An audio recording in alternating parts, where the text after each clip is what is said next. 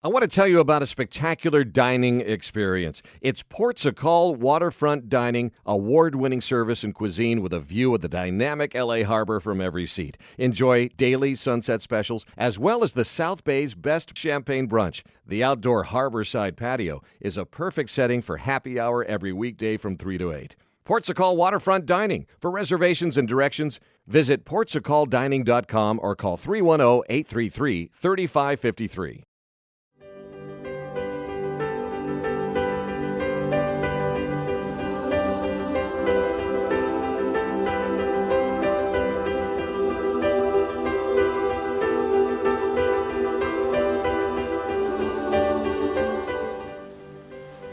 LA Radio Studio, Michael Stark. What's going on? Wow, look at this view. Check it out. Let's start with the view. What are we looking at here? The LA Harbor. From San Pedro, if you're local. San Pedro, if you don't know any better. Right near the Marine Surveyor. Beautiful. Now tell us about LA Radio Studio. LA Radio Studio. This is it. .com. This is one of the few places where there's a radio studio that has such a beautiful setting. Most radio studios are in buildings with no windows in the middle of the city, but we have a very unique situation here because we are overlooking the water and it's gorgeous. So let's see the actual studio and then tell us what you do here. Besides radio, podcasting. here's the studio itself. You are listening to Phil Hewlett and Friends, coming to you from Berth 76 at the Ports a Call in San Pedro, California, overlooking the bustling Los Angeles harbor through the soundproof windows of the palatial LA Radio Studio. I'm Phil Hewlett, and I thank you for listening. Before we go on, everybody, pick a various camera and wave at it, because the switcher is switching. That's Sweet Jen, and we're getting to say hi to people on the internets, on the Bob's interwebs. not waving. Oh, I'm sorry. Because as Mike points out now, not only are we a radio studio, but we're also now a TV studio. Isn't that right? You are correct, sir. Hi everyone, my name's Bill Ward, and we're back on the air, and this is the Rock. Yeah. Thanks, guys. What a great way to start the show. 3 in a row, Metallica. K Tahoe, KDSK, Wednesday Night Knucklehead radio program coming to you from Ports a Call Village in San Pedro, California. LA Radio Studios, Mike Stark, thank you once again for making this available to us. I always love being one of the knuckleheads. It's always nice to work in a professional environment like every other month. I wouldn't go that far, my friend. Yeah, got a big countdown clock on the wall. We got Gary behind the glass. That's right. It's How like- does my profile look through the glass? About the same. Okay, just So- wanted to make sure. The studio is meant to be a rental for anybody that wants to rent to do live radio, that wants to do develop a radio show, wants to do podcasts. If you're a corporate company and you want to do webinars, we're basically anything to do with audio we are ready to do. We also have a setup in the studio where we can set bands up. We had an unsigned music show here a couple weeks ago where we had 14 bands artists play over a 3-hour period, and we set them up and it plugs directly into the board from a box over in the studio, and it makes for a little better in-studio radio appearance for live bands and artists. Coming to you live from the LA Radio Studio on Radio Screamer, Phil Collin, Debbie Blackwell Cook, and Forrest Robinson. Take it away, guys.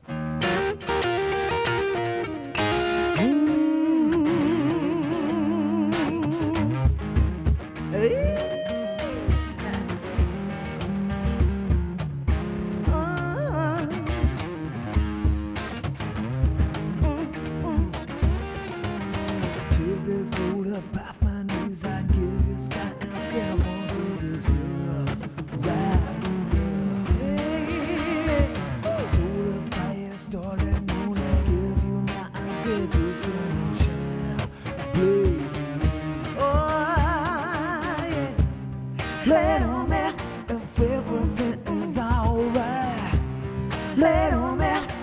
been a plenty one cause all I wanna do is get next to you, get next to you. All I wanna do is get next to you, get next to you.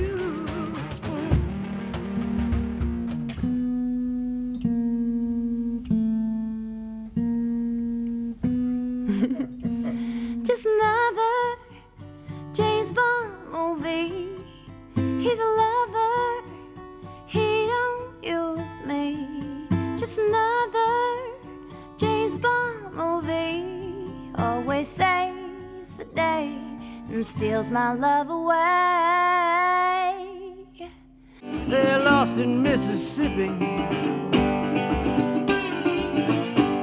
and the sun going down.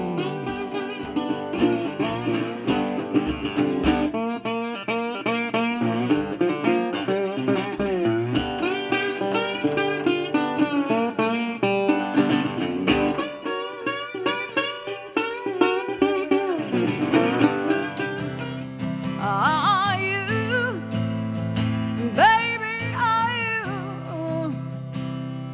Are you, baby, are you? Whiskey on water,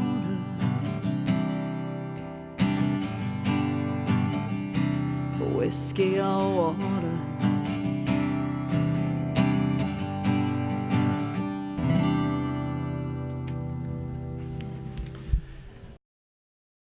I took classes at Cal State Long Beach in radio back in the 70s.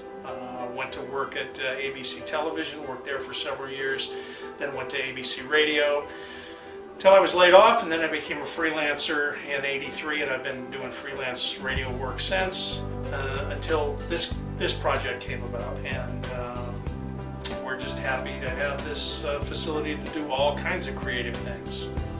So if everyone visits your website, they could follow all the links to this That's LA right. studio. LAradiostudio.com. LAradiostudio.com. LAradiostudio.com. And there is the logo. Great logo.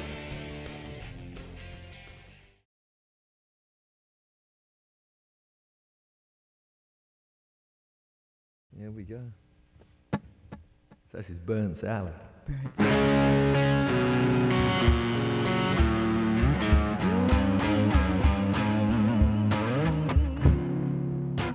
Burnt Sally sits around all day and smokes the blues.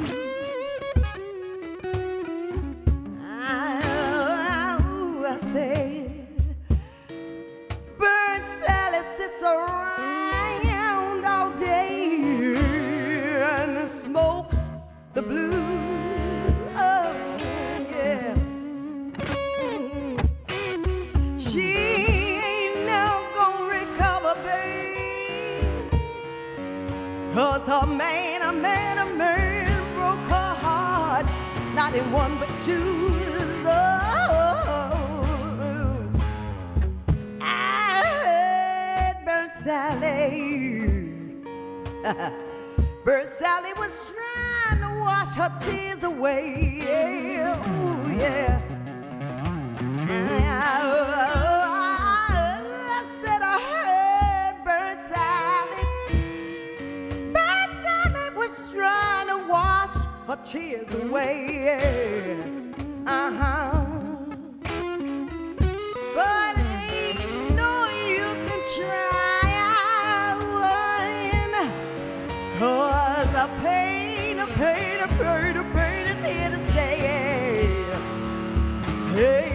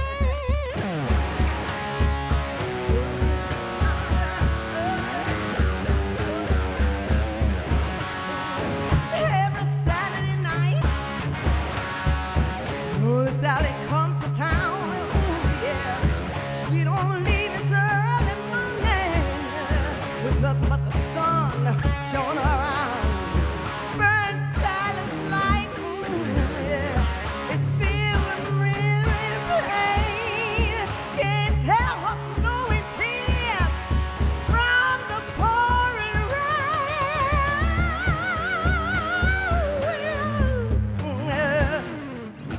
Bird Sally. Oh, she does is cry.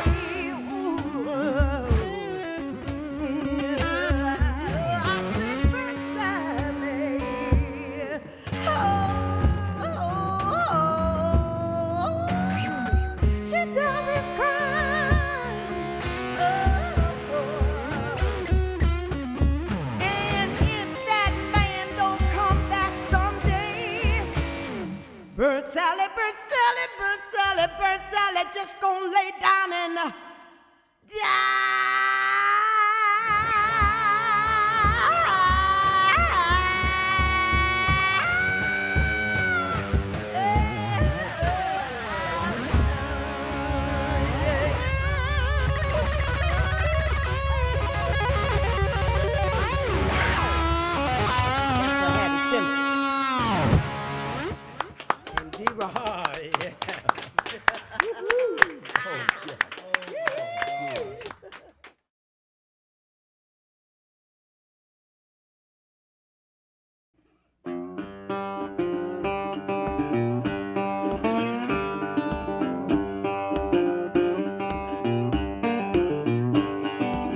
The clouds are rolling in the heat of the day.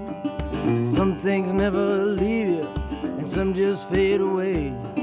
I caught my first freight train in Memphis, Tennessee. Wherever it was going was where I wanted to be.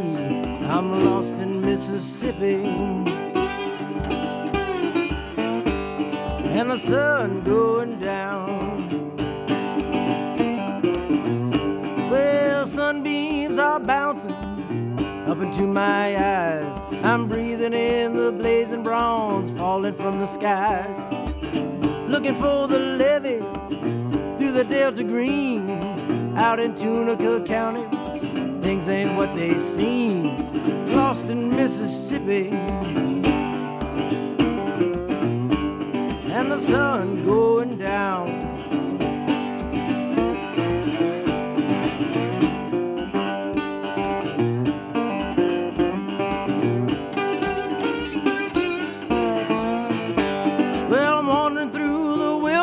If you have dared to tread that river, keep moving to keep me alive, keep moving when I'm dead.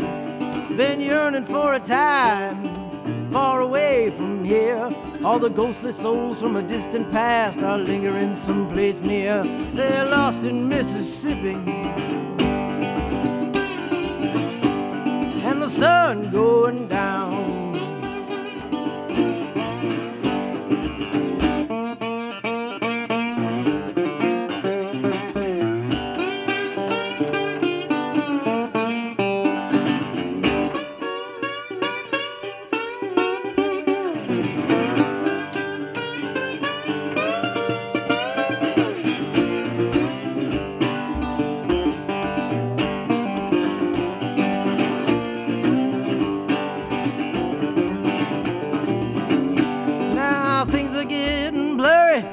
Tilting in the gray.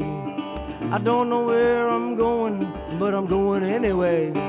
All the colors of dawn and dusk, too many for me to name. I'm just walking down the road, for the walk is why I came.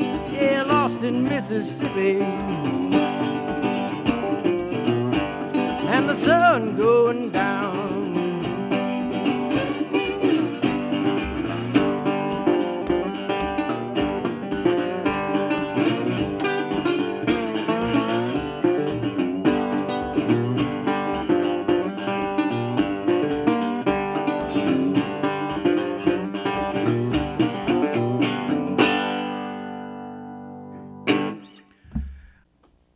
All right, we'll do one that's a little more old-timey Delta. All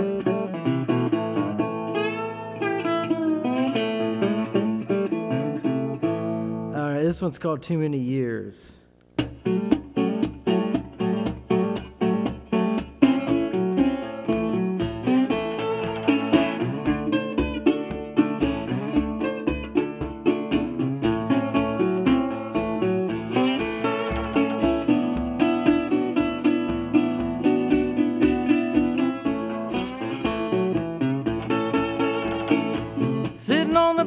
porch, just trying to get high. Sitting on the back porch, yeah, just trying to get high. When you don't know what to live for, you just wanna die. Well, now too many years been down in a hole. Too many years been down in a hole. Oh yeah. Well, now I can't last much longer. You know I'm getting old. Play it now.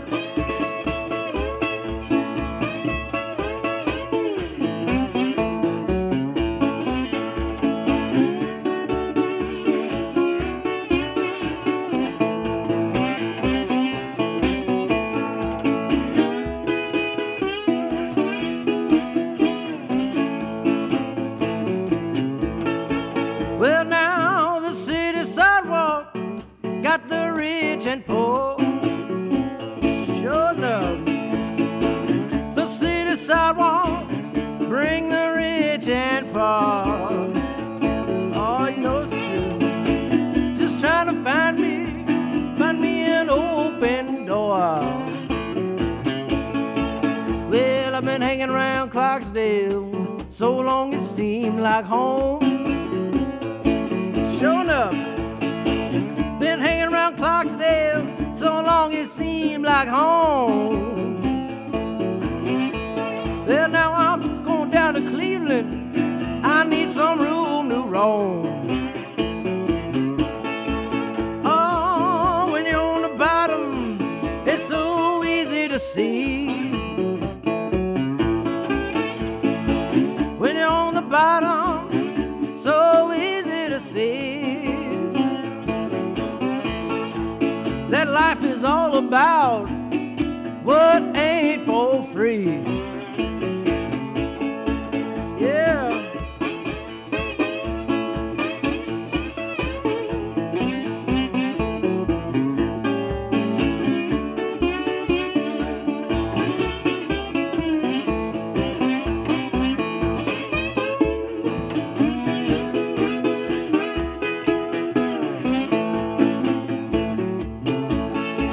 Well, now, old Uncle Remus, you know he told it well.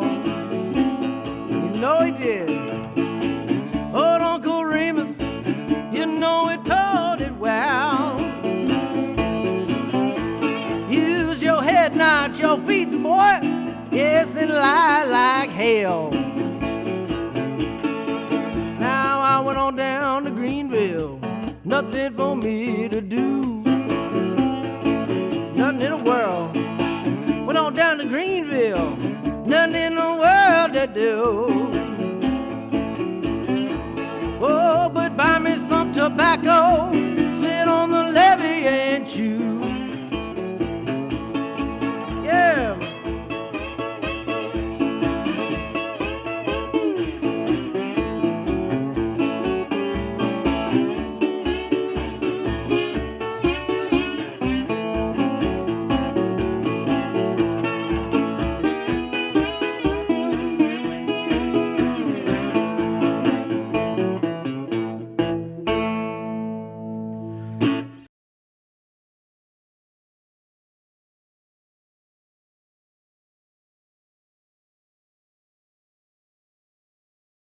It's K Tahoe, KDSK, Wednesday night Knucklehead radio program coming to you from Portugal Village in San Pedro, California. LA Radio Studios, Mike Stark, thank you once again for making this available to us. I always love being one of the knuckleheads. It's always nice to work in a professional environment like every other month. I wouldn't go that far, my friend. Yeah, got a big countdown clock on the wall. We got Gary behind the glass. That's right. It's How like does my profile look through the glass? about the same. Okay, just wanted to make sure. And we've got Bethany Williams here in the studio with us. Bethany won the right. She bid up and won the right to be an official knucklehead for the night. And how do you feel so far? I am loving it. Are you having fun? I'm having fun. Okay, good. We'll try to make that continue for the next 2 hours and 37 minutes of riotous radio fun. So you've written a couple of books, and the CEO of You, meaning taking charge. Taking charge of your career. Being the head shed of your career. Yes. What's in a nutshell, in the next minute or two, what are the one or two most important tips that you need to do to run your own life in a CEO style fashion? Well, that's a great question. What I find is, as the economy has tanked and jobs have gotten harder and harder to get. Yeah. People have focused all of their attention on just putting more and more and more hours into the companies. And what they've not focused on is, am I in the right job? Am I using my passions? Am I doing the right things with the gifts I have? Don't you think the days of being judged by the number of hours you put in are behind us? They should be, but people, out of fear, are working ridiculous amount of hours. They're not taking vacations. They're not playing to their strengths. They're not marketing themselves, and they're working themselves out of a job. I worked for a crazy old man for a while. I mean, he was 75, pushing 80. His management skills were born out of World War II, slightly modified by the 1950s, but not much. Yeah. Right? And there was a couple of things that he said that just rang true, right? I mean, you don't get that old and stay in that position by being stupid. Yeah, without learning something. He wasn't Absolutely. stupid. He was mean and he was nasty, and he, he had an imaginary sign over the door. If he had the choice, it wouldn't have been imaginary, that said, "Democracy ends here," when you walk into the building. But, he used to say, don't confuse efforts with results. Right? Don't tell me how hard you work, because I don't care. Yep. Right? Yep. Tell me what you accomplished. Tell me what got done. And that goes to judging people by the number of hours they spend, right? Exactly. I mean, yep. There's always the story about the efficiency experts that saw the guy, with feet up on his desk and said, well, that guy should be fired. So, well, he thought of something last week that saved the company $100,000, so he gets to stay. He gets to stay. I remember we had this one guy at a software company years ago that used to sleep at his desk. And I said, we need to fire that guy. Do you see he's sleeping at his desk? And they said, you don't understand. He writes the best code of anybody we have on staff. and probably delivers on time. Exactly, right? Exactly. Results is a very important focal area that not only do we not focus on results, but we don't market the results that we did accomplish. There you go. You need to let people know what it is that you did today. First of all, this campaign that's come out recently about eliminating the term bossy when it comes to women. Well, and I think really what they're trying to attack is the fact that when men are assertive at the office, it's a good thing. And when women show assertiveness at the office, often it is considered a negative thing. And so I really think the whole ban bossy thing is more about a movement to stop discouraging women from being good at what they do. Well, they said that, it probably even goes beyond that in the workplace to the other B word that they can use for discrediting women. It's not just bossy. It becomes offensive, obviously, in derogatory terms. Yes. And I think that women are attacked in the workplace, in not only in front of them, but in behind their backs. Has that been your experience? I have struggled. I was a senior leader. I was widowed at a young age, and so I was a single mom in a leadership role in a day and age when it was not popular to be a single parent in leadership. And I didn't tell anybody that I was a single mom because I knew they'd hold it against me. I knew they would have all of the stereotypes that I wouldn't show up for work or I would miss too much. And so I kept it a secret. I understand exactly what you're saying. Even being in an executive role myself, I was in between marriages for 10 years. Oh. And they would take the senior staff on these outings or retreats or whatever, or conferences, but it was you and your spouse are invited, and because I didn't have a spouse, I wasn't even invited a lot of times. Yep. Well, and then when I you didn't wanna be remarried, the, I would have been your spouse. you don't. when I remarried, The requirements are far too stringent. I often wondered what it would like to be a man with all of the wives, right? So I remarried 15 years ago, and we would go on these retreats, and we would be working in sessions all day long, and the women would be at the spa. And, I think that there's definitely some changes happening. Well, that's good. And, changes for the better? Changes for the better, absolutely. The companies that have more diversity are making more money. So how many emails or phone calls? You said you have 40,000 people following you for advice. But do you get those warm fuzzies? Do you get the letter from the woman that was that read the book and took some of the principles and applied those principles and has bettered themselves and come back to you and given you positive feedback and say, I really appreciate what you've done and your message? And that's worth the journey for of course. me. I think that every time I get and I take calls, I answer emails. I actually have a team of 8 that supports my books and helps me with some of the responses when I can't get to all of them. But I feel like I got a raise when I help someone negotiate 30%, or I help someone get the job that they didn't think they'd be able to get, or the promotion, or just start something fresh because they read Live Your Dreams and decided they could start all over again. I feel like I did it. I feel like I accomplished it. I feel like I got the raise. We're glad that you're here. And we were going to talk a little bit about negotiation strategy and technique, where, again, without getting the label of being sort of a bossy woman or someone that's totally pushy, how does someone intelligently and how does someone approach negotiation of salary without ruffling feathers in the process? Yep, and first of all, we have to accept the fact that as women, a lot of times we just don't want to ask. So they're not, as a gender, we're not asking for the pay, but it really starts with our Blue Book value. I call it our Blue Book value. When you go to buy a car, the women I talk to are amazing at figuring out exactly what features it has and exactly how much that car is worth. Mm-hmm.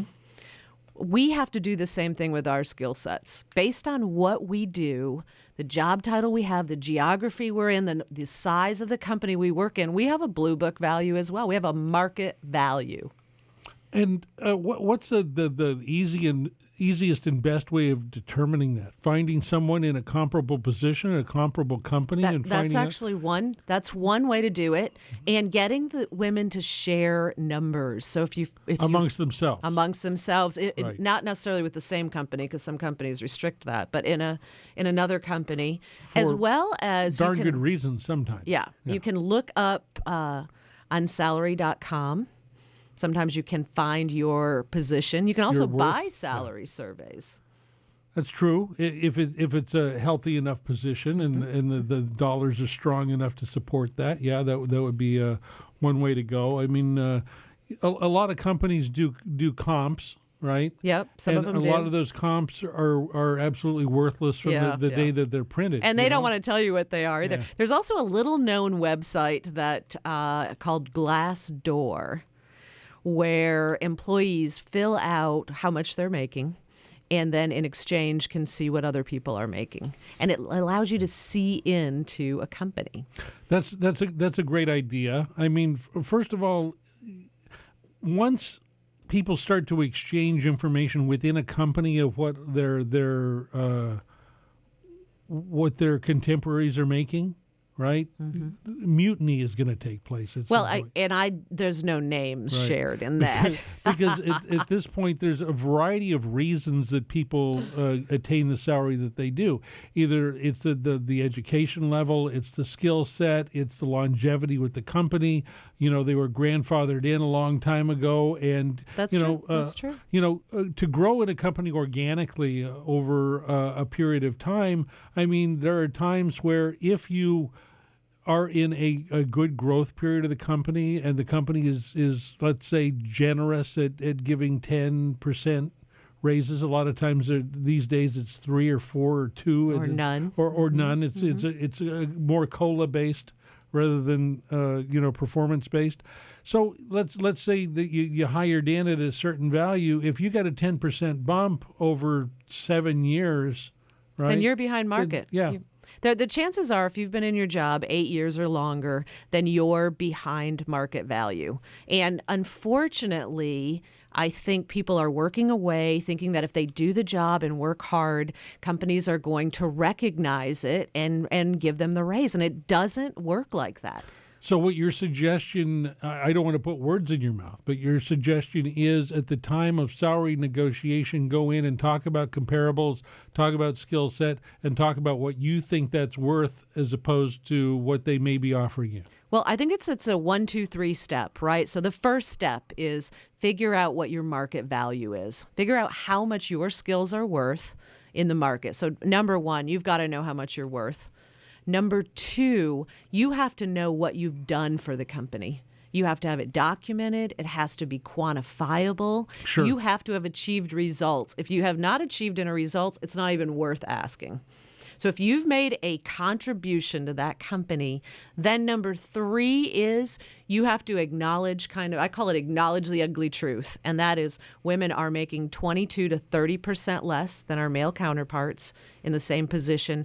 And the only way we will probably fix that is if we are able to ask. Close the gap. Close the gap. So you got to close the gap, and you can't, it's not a combative conversation. This is a conversation where you say, you know what, I have a dilemma. I love working for this company, and unfortunately, over the years, I have fallen below market value. I have gotten other job offers that pay me more, but I want to stay here. I've been able to do X, Y, and Z for you, and I was wondering how close you can get me to my market value. But at that point, rather than calling their bluff, don't you have to be prepared to leave if they don't? You do. You have to have an exit plan. Because there will be some, occasionally you will run across some jerk that's going to say, well, if you have those other job offers, go take those jobs. That's true. And it's part of the reason why women are underpaid, because men are more apt to take risks. They get another offer, they're ready to leave. Women are loyal to a fault.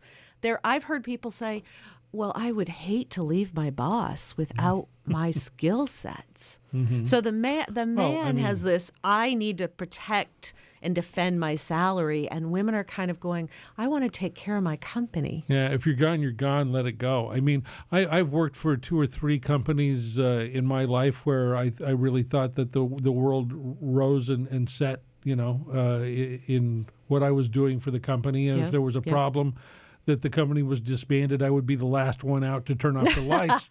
And it hasn't quite worked out like that. It hasn't worked out that way, has it? I actually say in this job market, I consider it like rock climbing. It is a dangerous market. It's difficult. Yeah. Even qualified good people might lose their job. Watch your footing, have a rope. I'm saying have a rope. And the way that you have a rope is I say apply for 2 positions a year. Yeah, and make sure the rope's not around your neck. Apply for 2 positions, go through the interview process, make connections, and be ready to fall back on that rope. Parting words, obviously, ways to get in touch, ways for people to ask questions, and what your final inspirational thought is for folks. So you can reach out to me on my website at bethanywilliams.org. There's an Ask Bethany button. Wow. And I do answer those. I read those and answer them regularly. And really, I want everyone to realize that there is always time for a second chance, always time to propel your career, to follow your passions, and move forward. So I want the listeners to give it a try. Absolutely, some words of wisdom from Bethany Williams. Bethany, thanks so much for spending some time with the Knuckleheads. I mean, this will probably go down in history of one of the longest interviews that you're going to get. When she came in and said, 3 hours, you got to be kidding me. We got stuff to do. I said straight. Is it 3 hours straight? Yeah, we're going to talk for 3. No, we'll play some songs to break it up a little bit. I don't even think my husband would talk to me for 3 hours straight. The fry bread lady can make us a dinner in 3 hours. Bethany, Michael, thanks for coming by, spending some time with us. Enjoy the rest of your travels. Travel Absolutely. safely back to Texas, and enjoy. We will. Thank We'll you so tune much. in on the internet. That's it for me, the insane Daryl Wayne. Gary the Bomber Bombalicki. Mike Stark. Thank you, sir. Our gracious host. Come back down again soon. Thank we love you very much. Here. I didn't break anything. No, you're welcome here anytime. I didn't break any of You the didn't equipment. spill anything? I didn't spill anything yet, but we haven't cleaned up, so we'll take care of that. The Knuckleheads will be back next week. We talked a little bit about this off the air, but somewhere on your website it says that you've got a new song that's going to be in the upcoming movie 50 Shades of Grey. Well, you interpret it that way. Oh, I did. I did interpret it You that did. way. Well, that's a good thing. I actually posted on my website a link where you can post my song onto the 50 Shades of Grey Facebook page. And I'm asking people to help me get my song in the movie. Now, do you have a song in mind for that? I do. That song is called No One to Save. And I wrote it, when that, in New York City, I mean, you are bombarded by advertisements. Sure. Everywhere you go, on every, telephone pole post. There are no telephones in New York, but we still have the advertising structures. Right. I mean, that book was everywhere. And I will admit I did read it just because the advertising got me. I was like, Okay. how is this book being blown up all over the place? I have to read it. And, it was a good fast read. It was interesting. And then I wrote this song kind of inspired by it. Will you do it for us? Sure.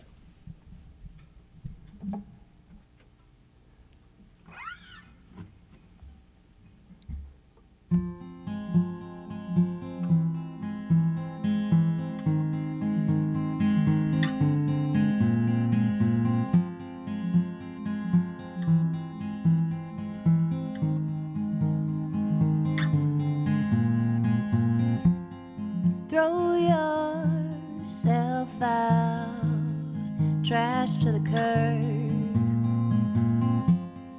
broken bones, all well deserved. 'Cause we do it to ourselves, and I do it too. Sabotage ourselves just to try when you'll miserably fail. Just to cry when there's no one to save you. No one to save. No one to save. No one to save.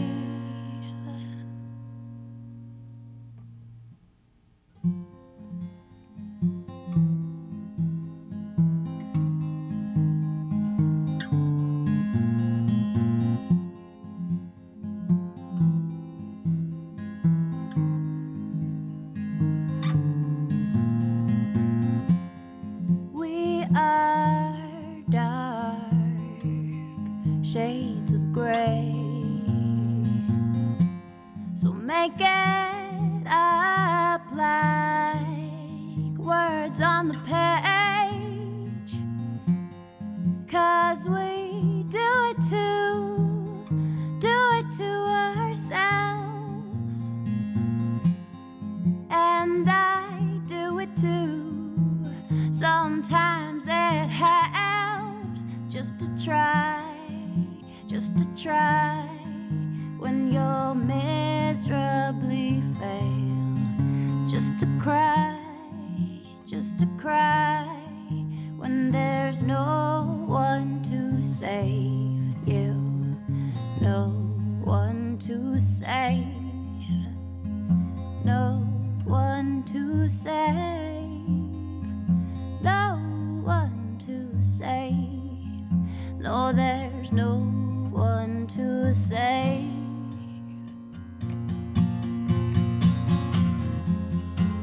No, there's no one now, no one to save. No, there's no one to save. No, there's no one to save. No, there's no one to save. No one to save. No, there's no one to save. No, there's no one to save. No one to save.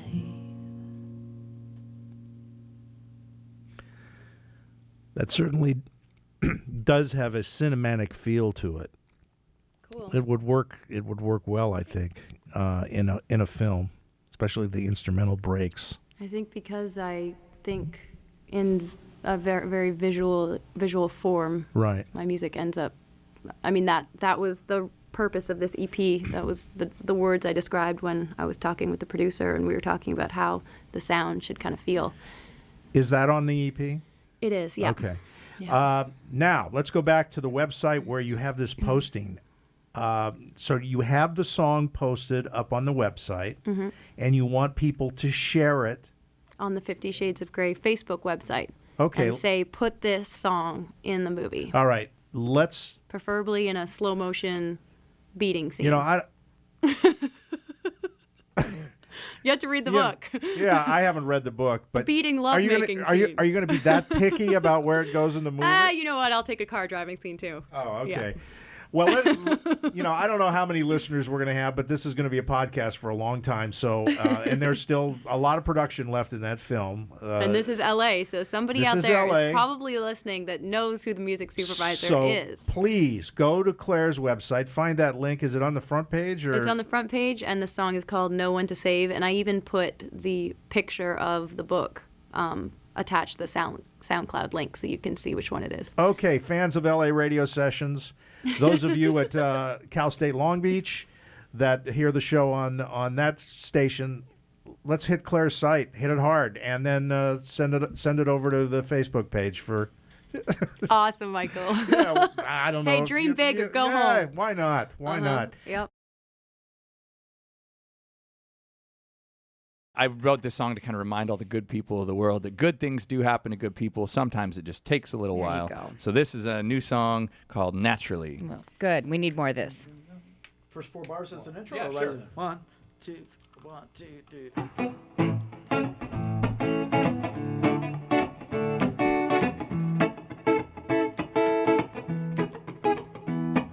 So you're feeling low, every yes turned into no, and you don't know who's a foe and who's a friend. You may not have true love and fame, or a dollar to your name, but it ain't the way your story's gonna end. Put your troubles on the side, raise your head and dry your eyes, 'cause you know there ain't nobody riding free. Don't give up on who you are, keep the sunshine in your heart, and you get what you got coming naturally. Wall Street gets a pass, while the good guys finish last, 'cause the crooked politicians make the rules. You're at the short end of your rope, but don't abandon hope. Why go sailing on that ship of fools? Yeah, put your troubles on the side, raise your head and dry your eyes, 'cause you know there ain't nobody riding free. Don't give up on who you are, keep the sunshine in your heart, and you get what you got coming naturally. Love is on your side, so dry your eyes, no one rides for free. Love is who you are, it's in your heart. So naturally, yeah, put Put your troubles on the side. Raise your head and dry your eyes, 'cause you know there ain't nobody riding free. Don't give up on who you are. Keep the sunshine in your heart, and you get what you got coming naturally, so naturally. Yeah, put your troubles on the side. Raise your head and dry your eyes, 'cause you know there ain't nobody riding free. Don't give up on who you are. Keep the sunshine in your heart, and you're gonna get what you got coming naturally, so naturally. And you get what you got coming naturally.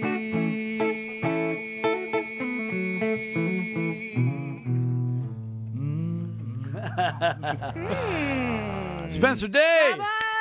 Thank you. Thanks, Blake. Qué bien. Naturally, qué bien. that was awesome.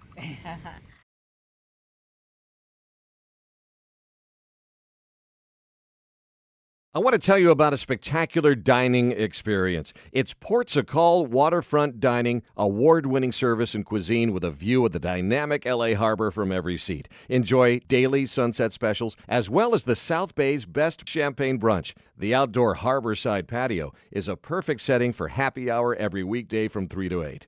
Ports a Call Waterfront Dining. For reservations and directions, visit portsacalldining.com or call 310-833-3553. I want to tell you about a spectacular dining experience. It's Ports a Call Waterfront Dining, award-winning service and cuisine with a view of the dynamic LA Harbor from every seat. Enjoy daily sunset specials, as well as the South Bay's best bottomless champagne brunch. The outdoor harborside patio is a perfect setting for happy hour every weekday from 3 to 8. Ports a Call Waterfront Dining. For reservations and directions, visit portsacalldining.com or call 310-833-3553.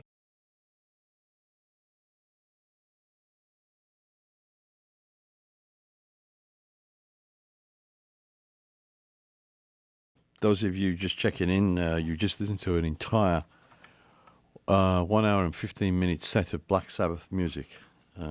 It's Bill's birthday. I'm Bill, and I'm playing my own drum segue today, and playing some of the tracks that I really like from Black Sabbath. There's a lot that we didn't play, obviously, but I want to go through them very briefly because we still have some show to do, and we're running about half an hour late today. So anybody that wants to stay with us, then please stay. You're welcome to, and enjoy the show. Hopefully, first track up we played Johnny Blade, and that was initially written in a Toronto theatre. I'm not sure of the year now, but I remember Tony had that lick, and boom, boom, boom, boom, boom, boom. And as soon as he played that, I had that train thing to go with it, and it just developed from there. And I just love that song. It's got so much of everything in it. I think in general, what we've been talking about while the records have been playing, this is for everybody out there, is just how jazz-based a lot of the music that I picked today really is, and rock-based as well, definitely rock-based and metal-based. Symptom of the Universe is a classic song. It's one that I would love to play on stage. It makes me work, it makes me do stuff, and drum-wise, and it's just a great song. It's hard to make comments about everything and illuminate everything when you're working with, how many songs have you played? 12 or 14 songs today. Spiral Architect, that's still got a lot of memories in it for me. That's a really brilliant song, brilliant lyrics as well, and I mean everybody just performed so well on that, you know. Into the Void, classic metal as far as I was concerned. I was saying to Monty's in the studio with us today, and I was saying to Monty, when I play that, when I'm in the band playing that, it hangs like a chandelier. When Tony gets into the groove, I just let everything hang around the riff, including the hat. My hat is the lead instrument, and then there's just so many chops you can put in, so many jazz things and cool grooves. I would think for a drummer it would be a drummer's absolute cannoli, for want of a better word, cannoli or some special vegan cream pie, something. It's such a good song to play to. Followed very quickly by Air Dance, played on a 20-inch Gretsch bass drum, a little Gretsch wood shell snare, nice tenor tom and a nice floor tom, and some nice cymbals. And I was amazed by the sound that we got on that. And when it was time to crescendo a little bit on Air Dance, the drums really performed well, so that came out well. That's one of my favourite songs. I play that all the time. You know, if I'm waiting in the airport, put Air Dance on. There's something very sad about the song, and at the same time, I think it was performed boldly at the time, and performed very well. It shows the maturity of the musicianship. With that, Children of the Grave, classic Sabbath, and that big, huge organ in the middle with those drums in the middle. It's a classic example of Sabbath performing pure metal right there at that very moment, in my opinion. Then we move on to something very different. Black Sabbath with Ronnie James Dio. Lonely is the Word. Why did I play it? I played it because Ronnie's a really good singer, and I think Lonely is the Word is a great track. It's a great blues track, and it shows off what I consider to be a very good blues band. Ronnie was singing a very good blues melody in that, and that's why I wanted to play it. It's still one of my favourite songs that's in the iPod, and I play it every once in a while. Zero the Hero, why did I play it? Well, that's with Ian Gillan, and Ian did a great job, I thought, vocally. What I like about it is what me and Terry played. The bass and drum section moves the living shit out of that track. It moves, it crushes. It's a real rhythm section that provides musicality all the way through, and I just love that track. Cornucopia, it's just really good. Great live track, rocks, kicks ass. On a personal note, when I was having some problems in the hospital in November and December, I'd gone through the operations, the first of the operations that I had, November and December of 2013. I had my iPod, and the one song that I played practically every day was Cornucopia. It really helped me along to listen to it, and I just wanted to. I was in pretty bad shape, and I wanted to listen to, what I used to be like at that time. Now I can play it again. Now those bad days have gone; it's past. But it really helped me when I was in the hospital listening to that song on the iPod. And that's why I played that today. I hope you, listening out there, and all the drum students out there, I hope you enjoyed the sets. Moving on, is a drummer. I got to talk about this for a second. This guy, I went to see him play about 4 or 5 days ago at the Slide Bar in Fullerton, and he blew me away. He blows me away anyway. He's a guy I've not seen play multiple times. And I couldn't believe what he was playing drum-wise. I'm just looking at him going, my God. Oh, and that too. Oh, and that too. Think, anything else, Dave? And he pulled everything out, man. This guy, you have to see this band, and you have to see this guy play drums. Anyway, having said that, it's Dave Lombardo with Phil. Well, I actually played that song for me today. As I travel and traverse through the corridors and in and out of the doors, and you look at yourself and you think, oh well, I'm 67, where are you? And there's things and there's failures, there's things that have risen and been victorious, and there's all kinds of things. And how do you measure things? Do you measure it by wealth, or do you measure it by quality of truth? There's lots of things that need to be looked at. And so today I needed to play Peter Gabriel's Darkness, And the simplicity of that song was something I needed to hear for myself. We played Train. That was Film, Go See Film. The band is spelled P-H-I-L-M. I want to thank you, Mike, for being the host today. Brilliant. Thank you, sir. Yeah, I really appreciate it. I want to thank Monty sitting in the room with us today. No, it's nice to have you here, Monty.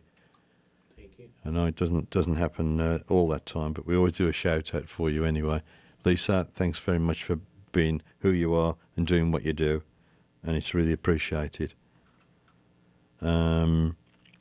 Thanks everyone that's out there for all your support, especially of recently with so much press going on, and you know some of it's been I know upsetting for some of you. So, but you're in our hearts very much so, all of you. I just want to make sure that you know that. And on the cusp of my 67th birthday, we're still fucking rocking. So how about that then? That needs a round of applause right there. Let's give it a round of applause right there. We're still fucking rocking.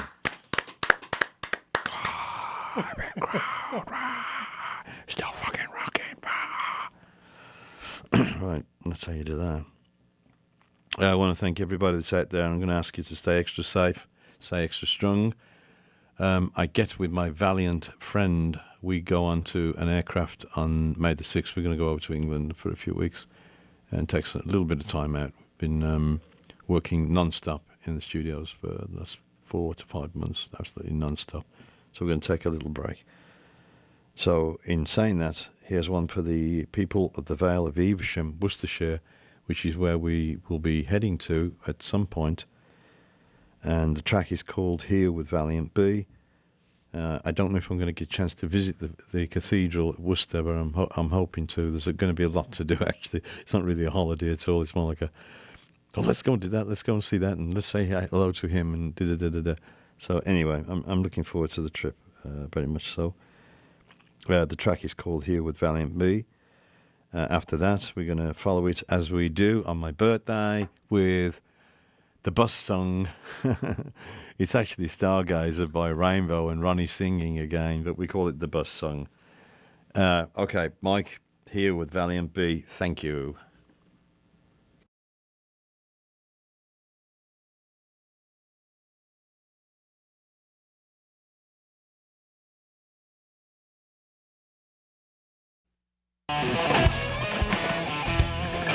Yes, you're right. It is Phil Hewlett and Friends, and you're listening to it. I'm Phil. Aaron and Chris are here, and we're happy you are. There's been a lot of hype about the raunchiness of the 50 Shades of Grey movie, and now we know how much of it will be sex. How much? 50%? More. According to MrSkin.com, the movie is 100 minutes long, and there are more than 20 minutes of sex. Oh. That's 20%. That's is it? Somewhere in there. It is 20%, yeah. Exactly. Well, That's it? Well, yeah. Are you shocked? Kinda. Well, not that I didn't read the book, but I don't know. There has to be some story around it, though. Why? Well, see, I'm just kidding. that's more sex than all 18 of the mainstream R-rated movies that came out last year combined. Oh, well, okay then. And that makes it the raunchiest mainstream movie since the 2004 drama 9 Songs, which was 75 minutes long and had 41 minutes of sex. Huh. Did you see that movie, 9 Songs? I've never heard of that movie. No. I was Never thinking heard of of it that either. that Tom Cruise and what's her name, his former wife, the Oh yeah, Katie Aussie- Holmes. No, the former. The Oh, right, Aussie, yeah, Aussie gal. what's her name? Kidman? Nicole Kidman. Nicole Kidman. Yeah. Yeah. What was that movie? Oh, The Eyes Wide Stanley Shut. Kubrick movie. Eyes Wide Shut with Tom Cruise. And, Wasn't that mostly yes. sex? Yeah, that was a weird movie Yeah? too. Very strange. Right. Okay. I found that commercial a little bit like it didn't fit in the Super Bowl because there was like 8 commercials on violence against women, and then there's the 50 Shades of Grey commercial. Yeah. Right. How about that? The star of the movie, Jamie Dornan. Do you know who that is? Okay. I know who he is. Yes. Good-looking guy. Yeah. Yeah. He's good looking. All right. Mhm. I saw those commercials for that movie, and I said, why'd they cast high school kids for that? Yeah. Don't they look young? They do look young. Well, she I know is really young. Yeah. Well, Dornan says that the movie isn't pornographic or even erotic in his point of view. And the director, Sam Taylor Wood, says he didn't want it to be graphically explicit and instead tried to make it about, quote, the buildup of titillation of touch and sensuality. The movie's either going to be good or it's going to be horrible, and then it could really hurt both of their careers, I think. Yeah. This is that kind of situation. Oh, like the Showgirls for, yes, what's her name? Elizabeth Berkley. Yeah, Yeah. that's that kind of movie. I think even the lead actress had said something about that she wasn't wanting this to be her Showgirls. So Wait, fingers crossed. Showgirls didn't help Berkeley's career? No, it didn't. Oh. It took 20 years for her to be on Dancing with Yes, the Stars. that's right. To dig her way out of that? That was her next gig. Yeah. Yep. Oh, I love that movie. I think. Did you? Sure, yeah, it's a classic. Oh, all right. You can appreciate it now. Yeah. Yeah. All right. On to the next thing to worry about. And thank you, parents, for not vaccinating your kids, because now we have a bigger and bigger problem with the measles. Isn't that right, Aaron? Mm-hmm. It's February, and there have already been 102 cases this year, it looks like. Of a disease that had formerly been eradicated. Yes. And they say it doesn't look like it's going to slow down because of the vaccine issue. And last year, there were like over 600 people that had measles. So it's not going anywhere. And No, it's a so very disturbing You just do trend. the geometry or the math or the trigonometry, whatever it is, 600 last year. It'll be 1,800 this year. It'll be 1 million next year. Yeah. And you can't go to Disneyland now because of it. Well, Disneyland isn't saying that. No, you can go to Disneyland, but you want to make sure you've been vaccinated, and you have to be careful everywhere. That would sound like a great story, a great title for a book if somebody wanted to write it about parents that don't vaccinate their kids. You can't go to Disneyland. Right. That would be the name of the book. Yeah, that'd be heartbreaking Yeah, to it many would be, children. wouldn't it? Come on, Mom. What are you doing? And what's Leonardo DiCaprio been eating these days? Oh, He's a yeah. good-looking guy, isn't he? Yeah, but I saw pictures of him recently too. He's and dating not. a famous lady. Maybe you've heard of her. Her name's Rihanna. Who's that? Wow. Well, they've been reportedly, as the kids say, hooking up. Yeah, that's the new lingo. For some time now. And while most women would be happy to have just gotten that far with Leonardo, this is how Rihanna's talking. A source says that she's making Leo shape up because he's, quote, this is Rihanna talking, flabbier than her usual lovers. That's awesome. I love that. Somebody has to tell him, like, put him in his place, because I think he's probably a little egotistical. Is he enjoying the excesses of stardom? Probably. Yeah. I saw a picture of him. He was on the beach surrounded by about 7 supermodels with Yeah. just this grizzly beard, and it is obviously letting himself go. Yes, they all look it's a beautiful. man's world. And then he's there looking, Well, a little right, disheveled. a man's world. But then the news is that maybe Leo digs kind of being bossed around by Rihanna. A source quotes, Leo thinks it's all highly amusing. He's never had a girl tell him what to do, so you can imagine how much he's loving it. She wants him to get a six-pack. All right. So- What kind? Yeah. Budweiser? No. Yeah, we're going to have to track this and see But if it happens. it goes both ways because Rihanna made a promise to him regarding her body. Here's another quote from Rihanna. She'll cover it. Leo, you're right. I'm sorry. That would be difficult for her to do. Here's the quote. Leo asked her to promise not to get another tattoo until she falls in love again. She thinks he's playing some type of mind game with her, and she's intrigued by it. Can you imagine the conversations They're that go just- on between those two? They're just weird, it sounds like. Are they? I think so. Strange people? They're an odd couple because, he usually is with like the supermodel. So I bet she could put him in his place a Well, little you know, bit. she's kind of famous. She's supermodel status. If she were not a singer, do you think she'd have a modeling career? I think so. Yeah, just based on her attitude. I mean, she'd have She to does do have the something. attitude, Yeah, you'd have to talk to her, and then when you got that flair out of her, that's what would be her major appeal. But she's beautiful for sure. Yeah. Is she- I've seen her Is once. she fierce? Yeah, That's the she's model mean. language, right? Fierce. Model lingo? Got to be fierce. According to Tyra Banks, yes. You have to be fierce and smize with the eyes. Smize with the eyes. Mhm. Is that what? Yep, you have to smize. That's like smile through your eyes is what that means. Yes. Oh, my gosh. That's Mhm. something. I shouldn't know Don't this smile stuff. through your face. That leads to wrinkles. Hey, Sunday Super Bowl was the most watched show in U.S. TV history. Wow.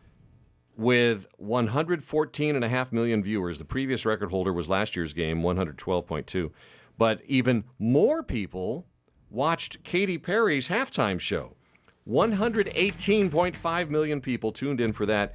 That also beat the previous record, which was, once again, last year's halftime show starring Bruno Mars. 115.3 people watching that. So I think we were all tuning in to see whether or not we hit the cleavage prop bet. Yeah. Which I don't think anybody did win that one. I don't know Yeah, what the because we were final all decision was, but- staring with disbelief at the dancing sharks.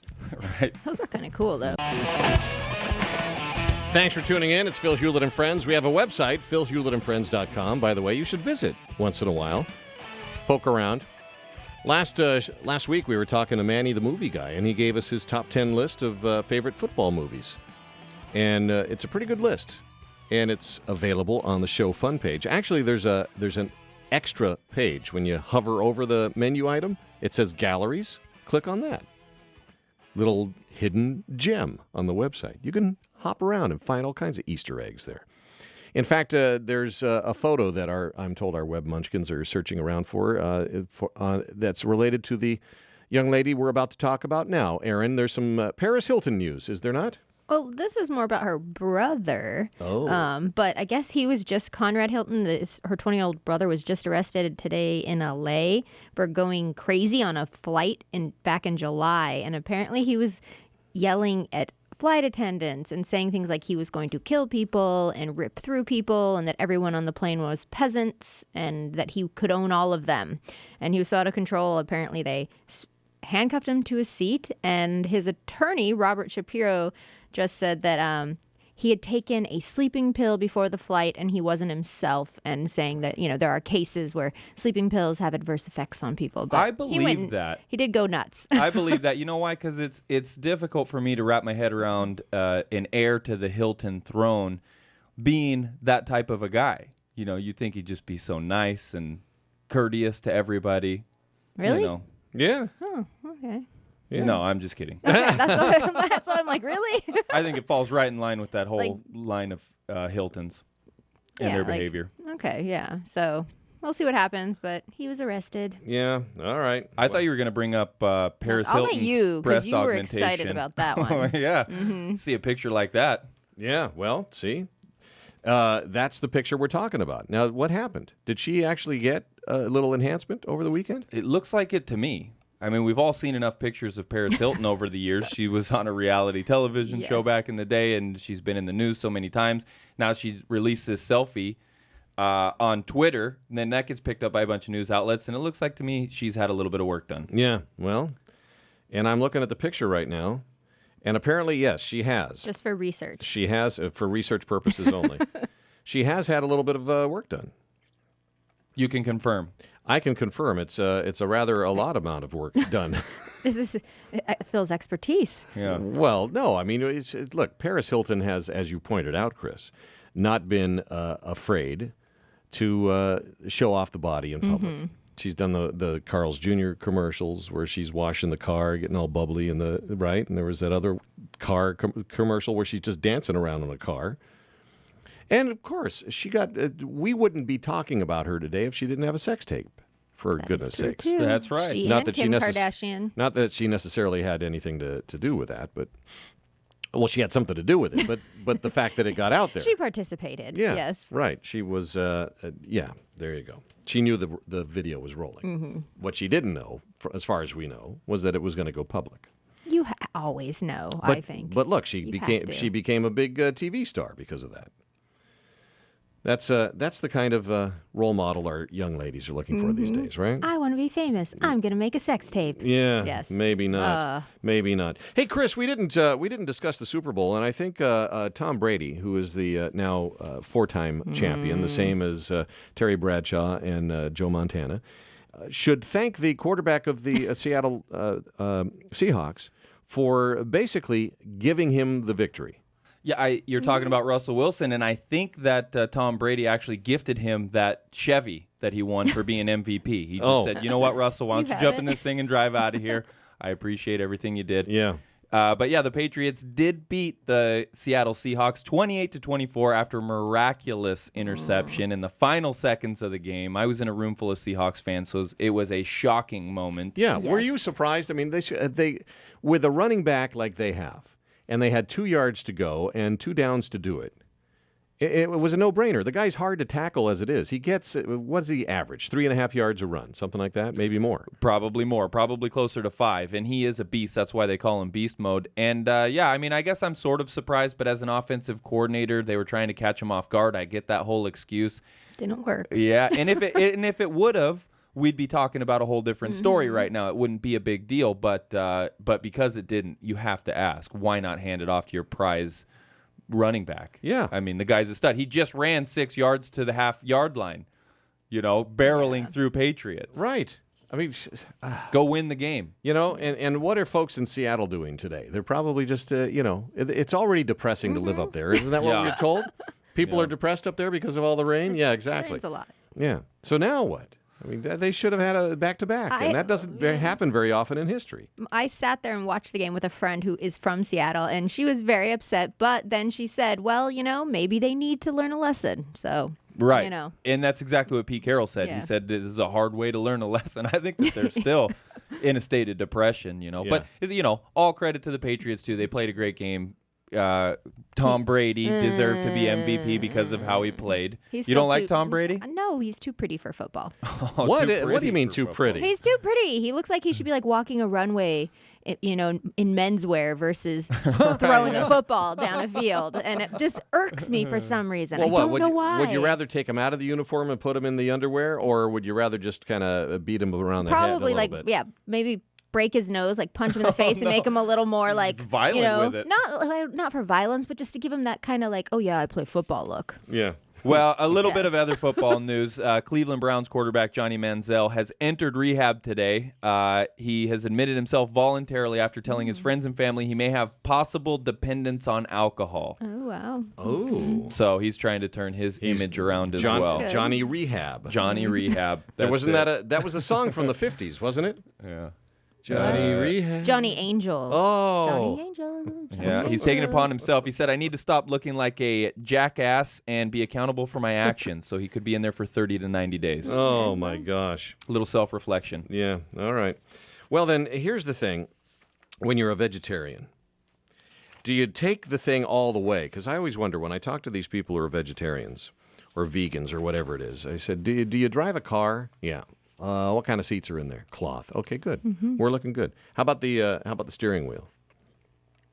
What's wrapped around that steering wheel? How about the dashboard? There's no leather in that car. Wood grain. Yeah. How about the belt on your pants right now or the shoes? Just double check that all those things. So that you're following a straight line of consciousness.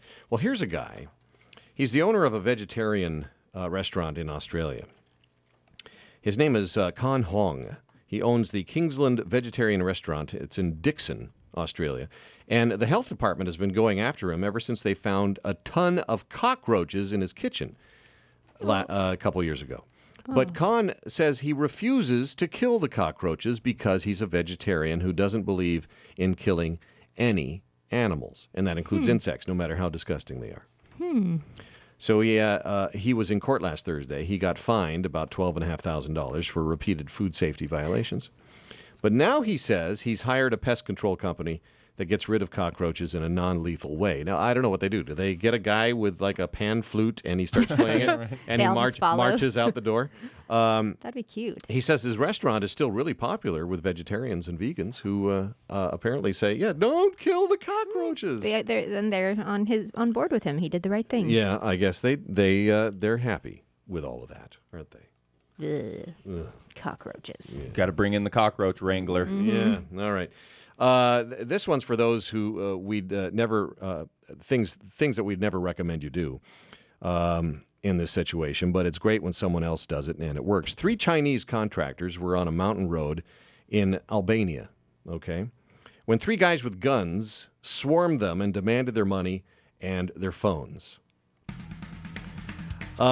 But the robbers didn't realize that these 3 Chinese dudes happened all to be great martial arts guys, and I guess that means they, so they took care of business because all 3 of these guys, they had mad martial arts skills. That's awesome. Sounds like something right out of a movie. Yeah, It's awesome. No, I agree.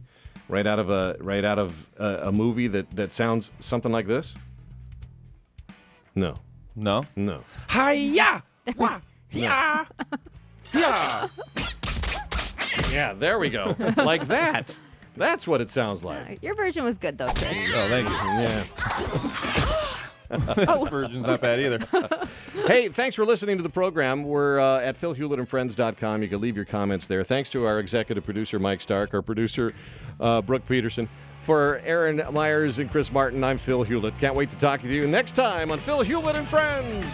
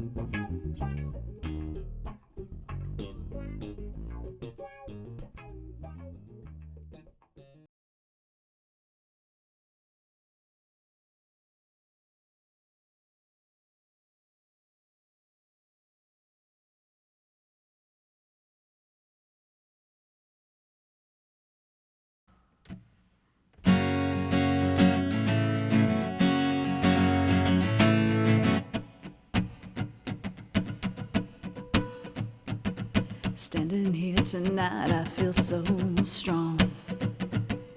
Drunk on everything I know is wrong. Sweating in the spotlight, singing every word to that old song. Watch you through my beer-reflected eyes as you watch my slow illicit thighs. You're everything I shouldn't do. I deserve a mess like you. 'Cause you're cold and apprehensive, intoxicate my senses with your pain. You think the world is on your string, well baby, think again, I hold your chain. You're everything I shouldn't do. I deserve a mess like you. She comes and takes the drink out of your hand. You say she's just the singer in the band. Now she's glaring at the stage, wondering if I'm trying to take her man. Well, I'd do it if I wanted to. I deserve a mess like you. 'Cause you're cold and apprehensive, intoxicate my senses with your pain. You think the world is on your string, well baby, think again, I hold your chain. You're everything I shouldn't do. I deserve a mess like you. What's dangerous inside the night becomes pretentious with the light of day. If we had half a mind between us, baby, we'd just go our separate ways.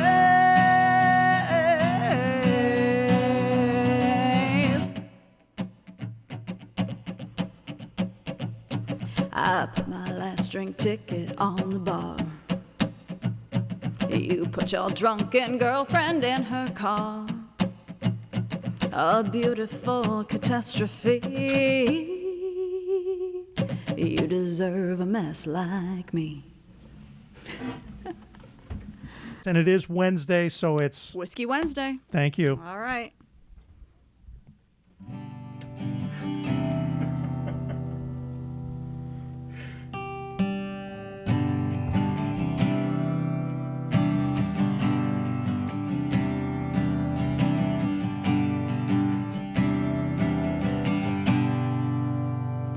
One sustains and keeps me alive. One burns all the way down, leaves me dry. One is with me every day. One is here for the night and fades away. I never know who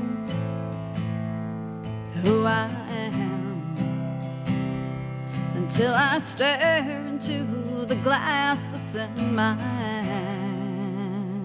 eye.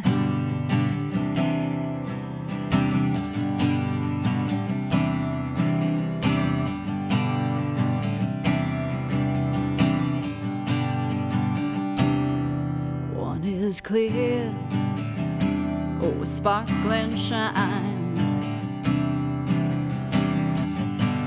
One's a hazy shade for amber lights. One goes with me through the day.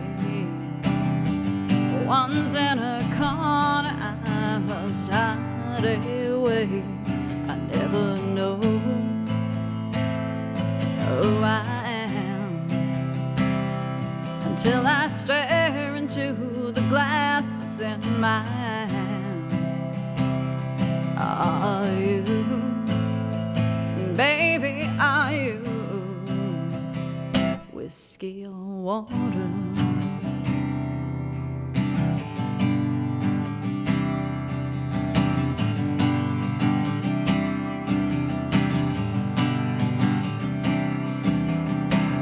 One makes me clean when I stand in its rain, and one leaves a stain that I can't wash away. I never know who I am until I stare into this glass that's in my. Are you, baby, are you, baby, are you, whiskey or water,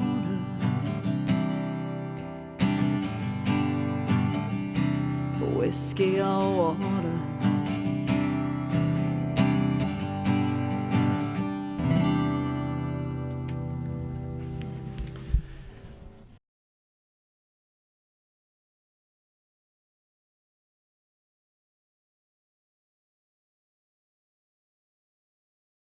Oh, the great pipes of Chris Cornell. Wow. Energize the Lawn Friend podcast. That record was produced by my guest, Michael Beinhorn. Also here with Liberty Bradford and Diana Bird. And I'll tell you something. First time I heard that boy sing was the really kind of entitled was when I heard the Bad Motorfinger advanced cassette and Jesus Christ Pose. Like, whoa. Oh, yes. He's pulling the stuff from a deep place. You had that. You made a comment while we were listening to the song about his vocals, Michael. How he laid those down.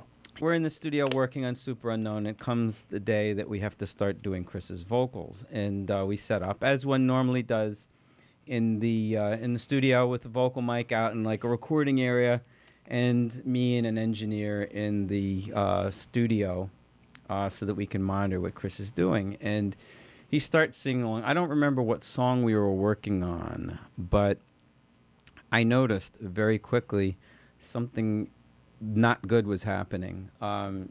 He was really, really disconnected. Like, it sounded like he was singing off, like, you know, he was singing out of a phone book or something like that. It just was completely elsewhere. On a different page. Yeah. You know, I mean, we've all seen that when, you know, but with someone who's that good, you're kind of like, oh God, you know, I want it all, and this is a record. We're gonna, you know, we got to save this. This is like great performance that we're hopefully going to be listening to 20 years from now, which thank God. Which we are. Yeah. 20th anniversary of Super Unknown. Yes. Thank goodness. So it occurred to me that Chris's issue was that he was uncomfortable having to sing to us, which is, I think, how he felt about it, even though he didn't put it into words. So I was like, okay. And Chris, you know, because Chris he made great demos. Like, his demos were finished versions of the song. Yeah. He was an excellent drummer, excellent bassist, excellent guitarist. In fact, he played most of the rhythm guitar on the record. And he wrote the songs and he sang them. So I was like, you know how to produce your own how to produce your own demos. You know how to work a recording studio. I'm going to put you in the control room. I'm going to show you what part of the console to use. I'm going to show you what part of the tape machine to use. You're going to isolate yourself to this particular sector of the console. And these are the tracks that you arm if you want to go into record. And we put the microphone up and ran the speakers behind it out of phase so there wouldn't be any bleed because the mic was in cardioid. So you've got sound that's going past the capsule.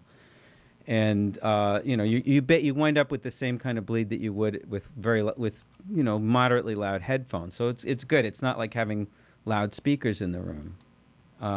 So he was able to listen to the track without headphones and sing. And I was like, this is your setup. You know, do 6 to 8 passes per song, like full-on performances. And when you feel that you're done, come get us. And that was it. And I you left just the left. room. Just left the room. I was like, this guy does not need direction. He needs to connect with his music. And, he came back. He came out of the room. He was like flushed. Yeah. about like 2 hours later, he comes into the lounge where we're sitting, kind of like leafing through Mix magazine and kind of like, oh God, trying to stay awake. And he just had this like little grin on his face. I'm never gonna do this any other way again. Right. It was Bravo. fantastic, and he enjoyed it. He was able to connect. He didn't have to feel like he was being watched by other people, and which is, it's important. It's important to create an environment for a performer where they feel. I'm not the kind of person who goes like, this needs to feel live. It's got to feel like you're out on the stage, because I don't think everyone necessarily likes that. It's all about finding the best environment and the best conditions so that the performer can actually do their best work.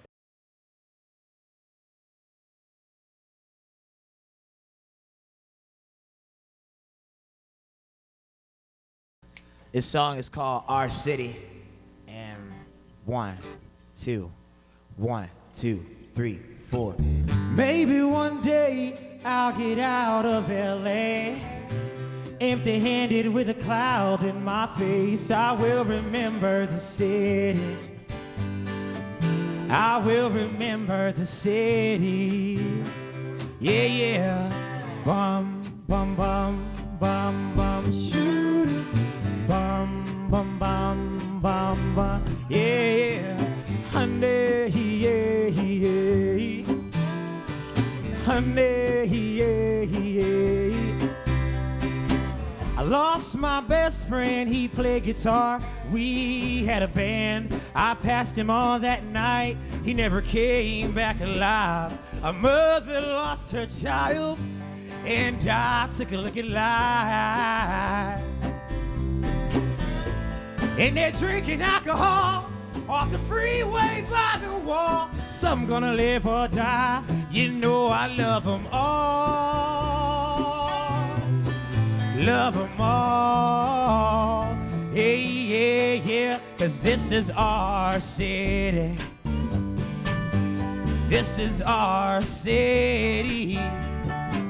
Yeah, this is our city. We were taking our time, soaking up the sunlight, yeah. Bum, bum, yeah.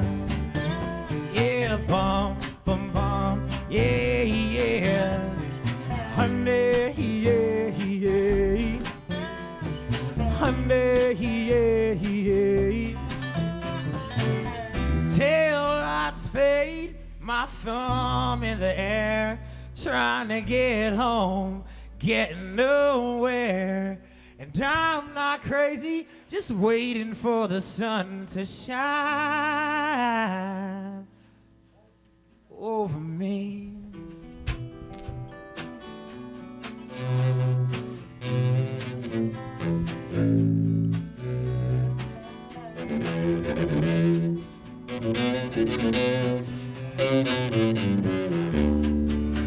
Yeah, yeah, and they're hiding from the law off the freeway by the wall. Some gonna live or die.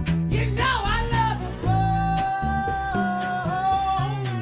Love them all. Hey, hey, yeah, yeah. 'Cause this is our city. This is our city. Yeah, this is our city. Taking our time, soaking up the sunlight. Yeah, this is our city. Yeah, this is our city. Yeah, this is our city. You can take your time, soaking up the sunlight.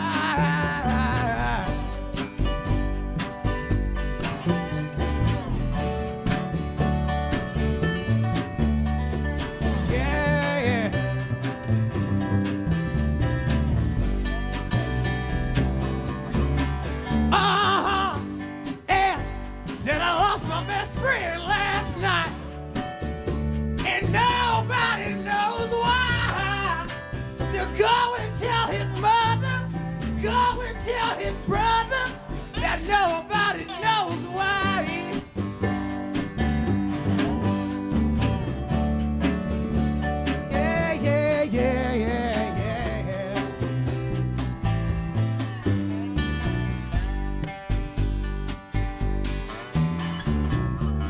see Leon sometimes, you know he don't look so good. Broke himself yesterday with the rain in his face. I was warming my place, he ain't got no place to stay. No place to stay.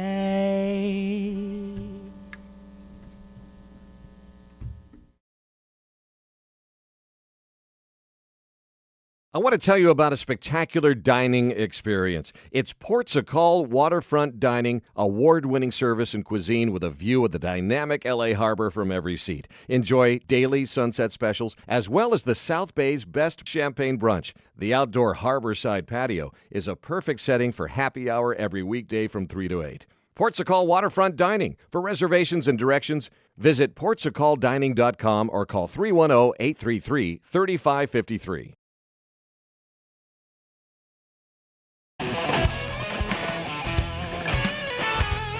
PhilHewlettandFriends.com is the website. We're on Facebook.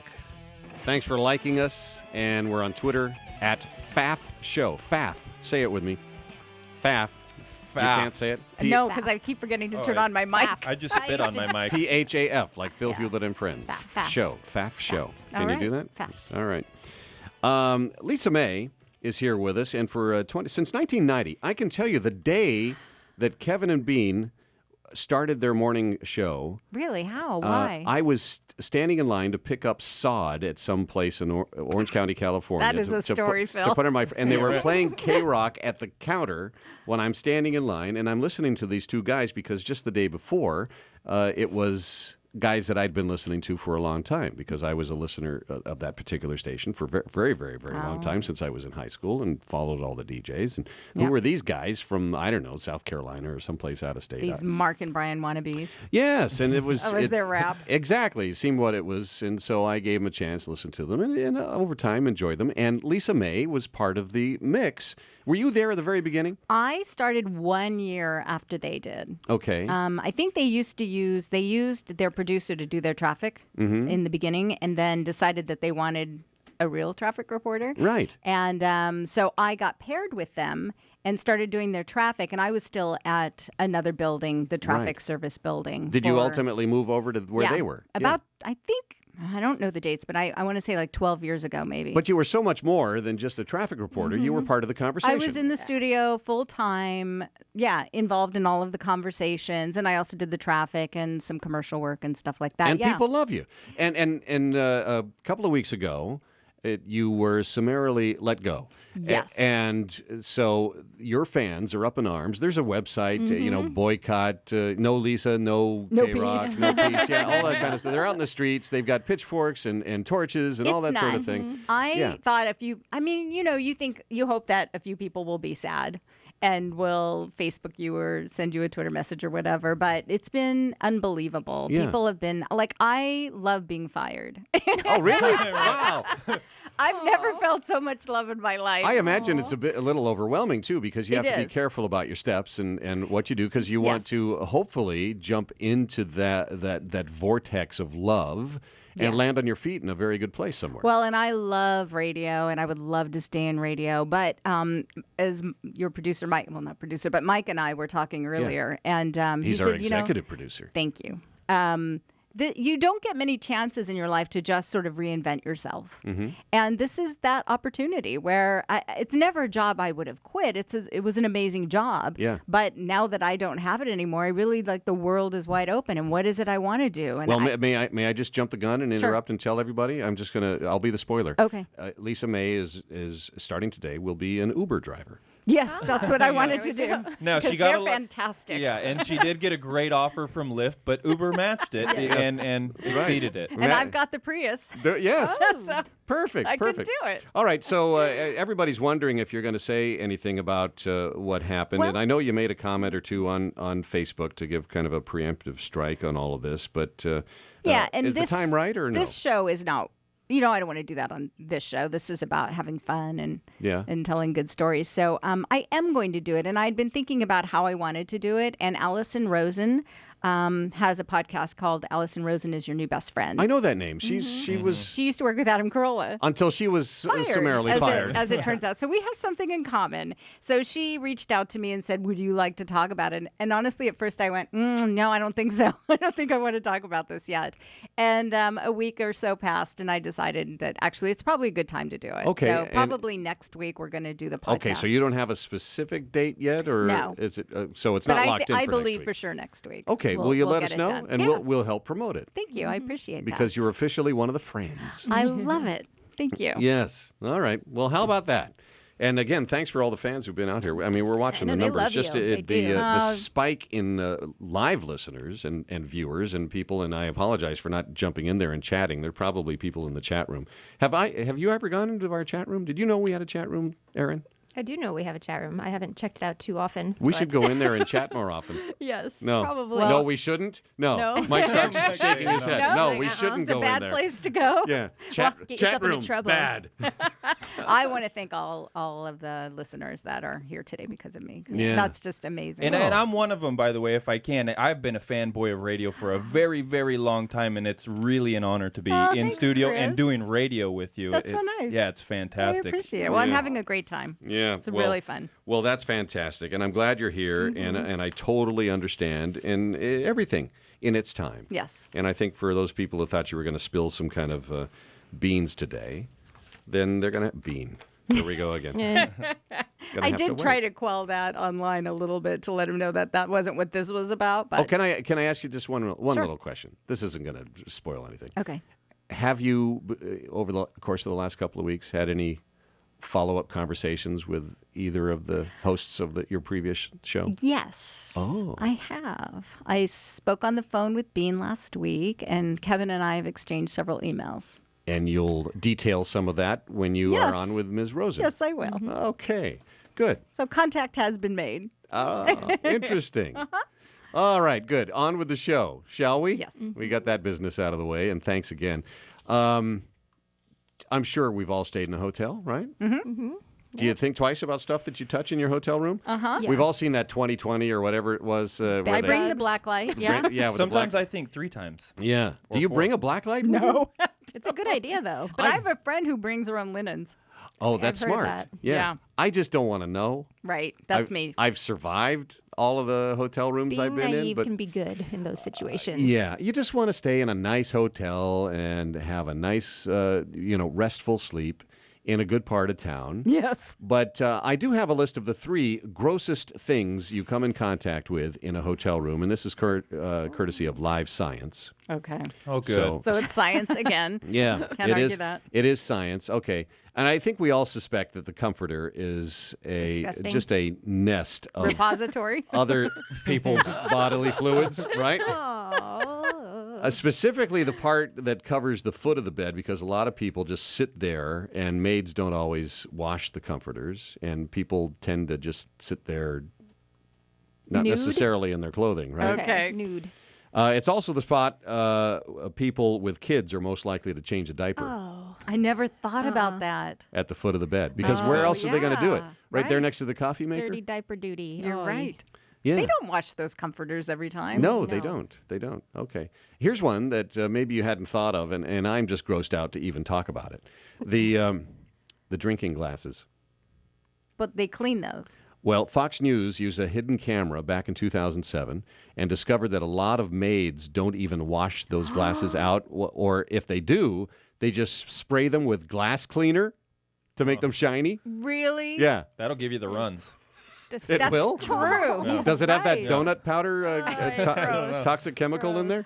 Oh my God. Okay, and what's the first thing you touch when you go into the hotel room? You know, after you set doorknob. down your stuff. Doorknob and Well, no, lights. after you're in, you close the door and you Lights. set your stuff down. Okay, light switches. All right. Refrigerator. What else? Remote. The remote. Uh-huh. A study in 2012 found that the remote controls and the light switches are 2 of the dirtiest things in hotel rooms because everyone touches them and they hardly ever get cleaned. Ah. All right. The last time I So stayed in a gloves? hotel, I used my Netflix on my iPad. So You didn't thank even goodness. touch it? I watched movies, and now I'm very happy about that. I just go straight for the Bible and I dig into Corinthians. You are so full of it. That what you do? No. What we didn't know about Chris. Yeah. All right. And so we when you think about the hotel rooms, just an extra thought. Do you somehow feel like you've contributed to the problem when you think about your own activities? I have not ever contributed to the problem. Of course not. No. Boy, I don't know if Do you that think- does not look like an honest face, Lisa. I got to tell you that right Do now. I protest too much? Do you think, they're never going to clean that up? Girls aren't dirty. What are you talking about? Oh, yeah. We're not a part of that mess. But guys like a dirty girl. What are you doing here? Spoiling it for us. Hey, it's time to start thinking about where you're going on St. Patrick's Day. It's a week from today, believe it or not. And rather than an Irish pub up the street, you have time to plan something more memorable. Like? Right? So we're going to get a St. Patrick's Day travel primer from our travel guy who knows better. And we think he's sober today. That would be a change. He's next on Phil Hewlett and Friends.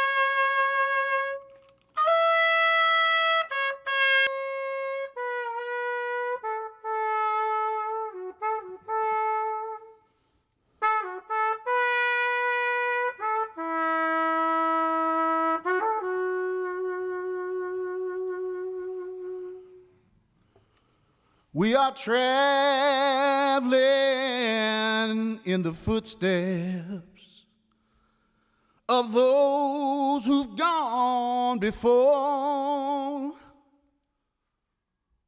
but we'll all be reunited on a new and sunlit shore. Oh, when the saints come marching in, oh, when the saints come marching in, yeah. Oh, I want to be there in that number. When the saints come marching in.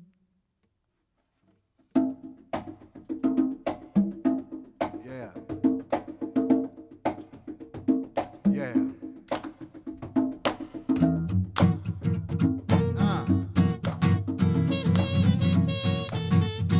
Feel all right.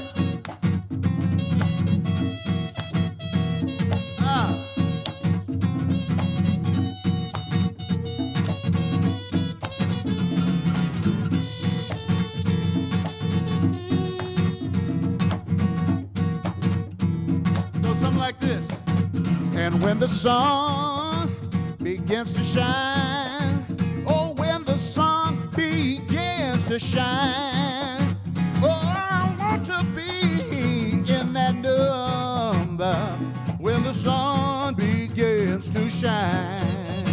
And when the moon turns with blood, yeah, or when the moon turns red with blood, well, I want to be in that number when the moon turns red with blood. And on that hallelujah day, yeah, on that hallelujah day, oh, I want to be in that number on that hallelujah day. And when the trumpet sounds the call, oh, when the trumpet's gonna sound the call, oh, you got to be there in that number when the the trumpet sounds the call. Go ahead, Carl.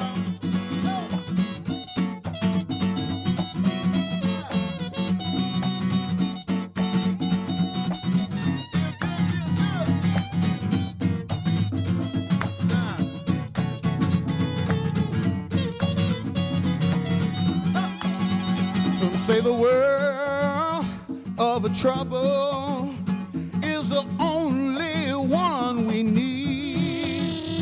But I'm waiting for that morning when that new world is revealed.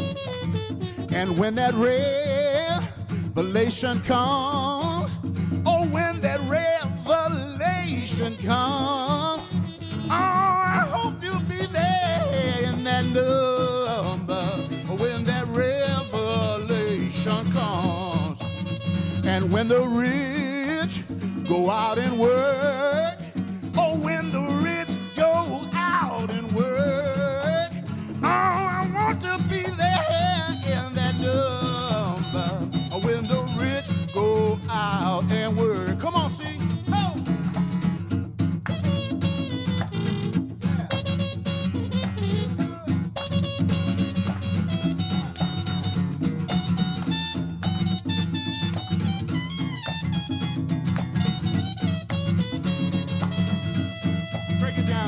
When the air is pure and clean, when the air is pure and clean, oh, I wanna be in that number, yeah, when that air is pure and clean. And when we all have food to eat, when we all have food to eat, oh, I hope you're there in that number, yeah, when we all have food to eat. Oh! And when our leaders, yeah, learn to cry. Oh, when our leaders, yeah, they all learn to cry. Well, I'm gonna be there in that number when our leaders learn to cry. Woo! Hey!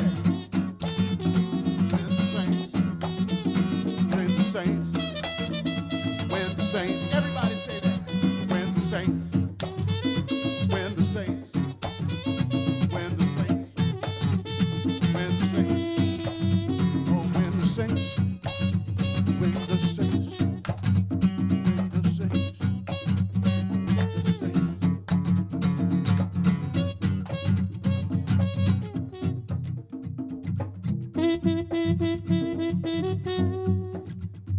oh, yeah. Oh, yeah, yeah. Oh, yeah. Oh, yeah. Oh, yeah, yeah, yeah. Thank God for the Spirit, everybody. Thank God for the Spirit.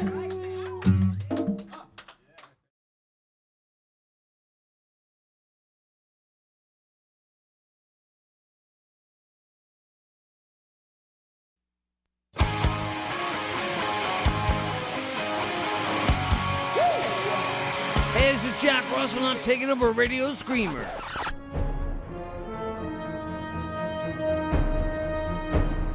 Ladies and gentlemen, Radio Screamer Network proudly presents Captain Jack, a legendary voice in rock and roll. Captain Jack, the one, the only Captain Jack, Jack Russell.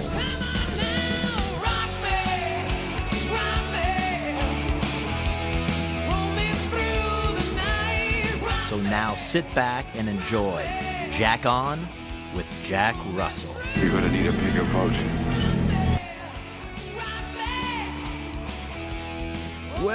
Well, good afternoon, rockers. Man, we got a great show for you today. Thank you, Dave, for letting me kind of snake your show for me this afternoon. I appreciate it. It's been a while since I've been on the air, so excuse me if I screw up. But anyway, we got a great show for you. We got a special guest. I'll introduce him later. Right now, I want to get started with one of my favorite songs in the world. It's by Thin Lizzy called Whiskey in the Jar. Yeah, that was the outfit with Your Love off of Play Deep. Before that, Thin Lizzy, Whiskey in the Jar. off of Shades of a Blue Orphanage, remastered 2010. Of course, we know that wasn't Phil singing, but he did a great job anyway. What a great song. Wish I would have thought about covering that instead of Metallica, because it would have been better. Anyway, this is Jack Russell. If you couldn't tell by the ego coming at you, I'm filling in here for, not filling in, I'm taking over for Dave Castagno on Screamer. Basically, I came in with my pistol and I pulled my rapier and took over the show, man. And I got me today a very special guest who I'm going to ask some questions of and probably get some lies told to. But I know the difference because I know the man. I know he's telling the truth or not. I was there. Anyway, would you please welcome Mr. Bone himself, Mr. Tony Montana. Hey, Tony. Hello. Good to be here. Good to be here. Good to have you back in the band. I mean, it's if some of you don't know, Tony rejoined the band a while back, and he was playing bass. And then one day he said, "Hey, man, I'd really like to play guitar." And I said, "Well, so would I." But I just don't have that gift. He goes, "No, I can play guitar." I go, "Really?" Because all the years I had known him, I had never saw him with a guitar in his hand, only one with 4 strings. So I just assumed, and that he just didn't play. And he showed me this video, and I could have swore it was like his head on somebody else's body, because it was just shredding. And I'm like, "You're kidding me, man! I never knew you could play like this." Surprise. It was a surprise, And he goes, "I also play keyboards." I go, "No way! Come on, what else? You play the flute, Play harmonica now, buddy. He plays harmonica. Yeah, he taught himself to play harmonica so we could do Rock Me officially. I mean, it's just been amazing. And so I said, "Yeah, sure, let's give it a shot." And from the first show, it was like, "Okay, that's it. You're playing guitar," and so we've got We brought in a great bass player. Yeah, great bass player, Chris Tristram, who's awesome. We got a new drummer named Dickie Fleesar. It's his birthday today, man. Happy birthday, Dickie. He's what, like 21 or something like that now? Or is that how many hairs he has on his chin? I can't just say. He's got some cute kids. He's a great guy. Great drummer. Super drummer, man. I mean, the thing is nothing against our last drummer or our last people in our band. They're all great in their own right. But, there was an article that came out that said, Jack Russell's Great White, Trouble in Paradise are rebuilding. Well, I just want to let you know there's no trouble in paradise. We are rebuilding, and we have rebuilt, and we built, a better ship. I mean, it's great. I mean, there's everybody in the band's a lead singer in their own right. The harmonies are amazing. We're getting ready to do a new album right now. We're writing songs. We're demoing stuff. It's gonna blow your ears off. I mean, I can't say enough about it. And I've made a lot of records, and I haven't been as excited about this one as I was since Twice Shy. Me neither, man. It's gonna be smoking. So Tony, tell us what was going on. After the split with the band. After the Hooked album. I got married and had a kid in '92. Why I got would married. you do that? Oh, yeah. It's the result of sex, you idiot. Right? Yeah. Okay. Sorry. It just happens. I got married and I had my first son, Dominic, and. I spent some... He looks just like you, too. You could have spit him out of your mouth. No, he's amazing. I love him. I miss him. I did that. And then I had my next son, Quentin, in 95. Quentin, his birthday's coming up here pretty soon. And well, happy birthday, Quentin, on the way up. Yeah, but he's I did that for a couple of years. I just stayed, literally, just kind of stayed at home. You got in the corporate world, didn't you? I did. I ended up in the high tech industry. Well, just so everybody knows, he was the only guy that ever saved his money. The rest of us blew it. We would spend it like it was gonna, like it was never ending. The well was never to go dry, and unfortunately, I thought, oh well, we just sold 3 million. We're not gonna sell. At least we'll sell $1.5 million.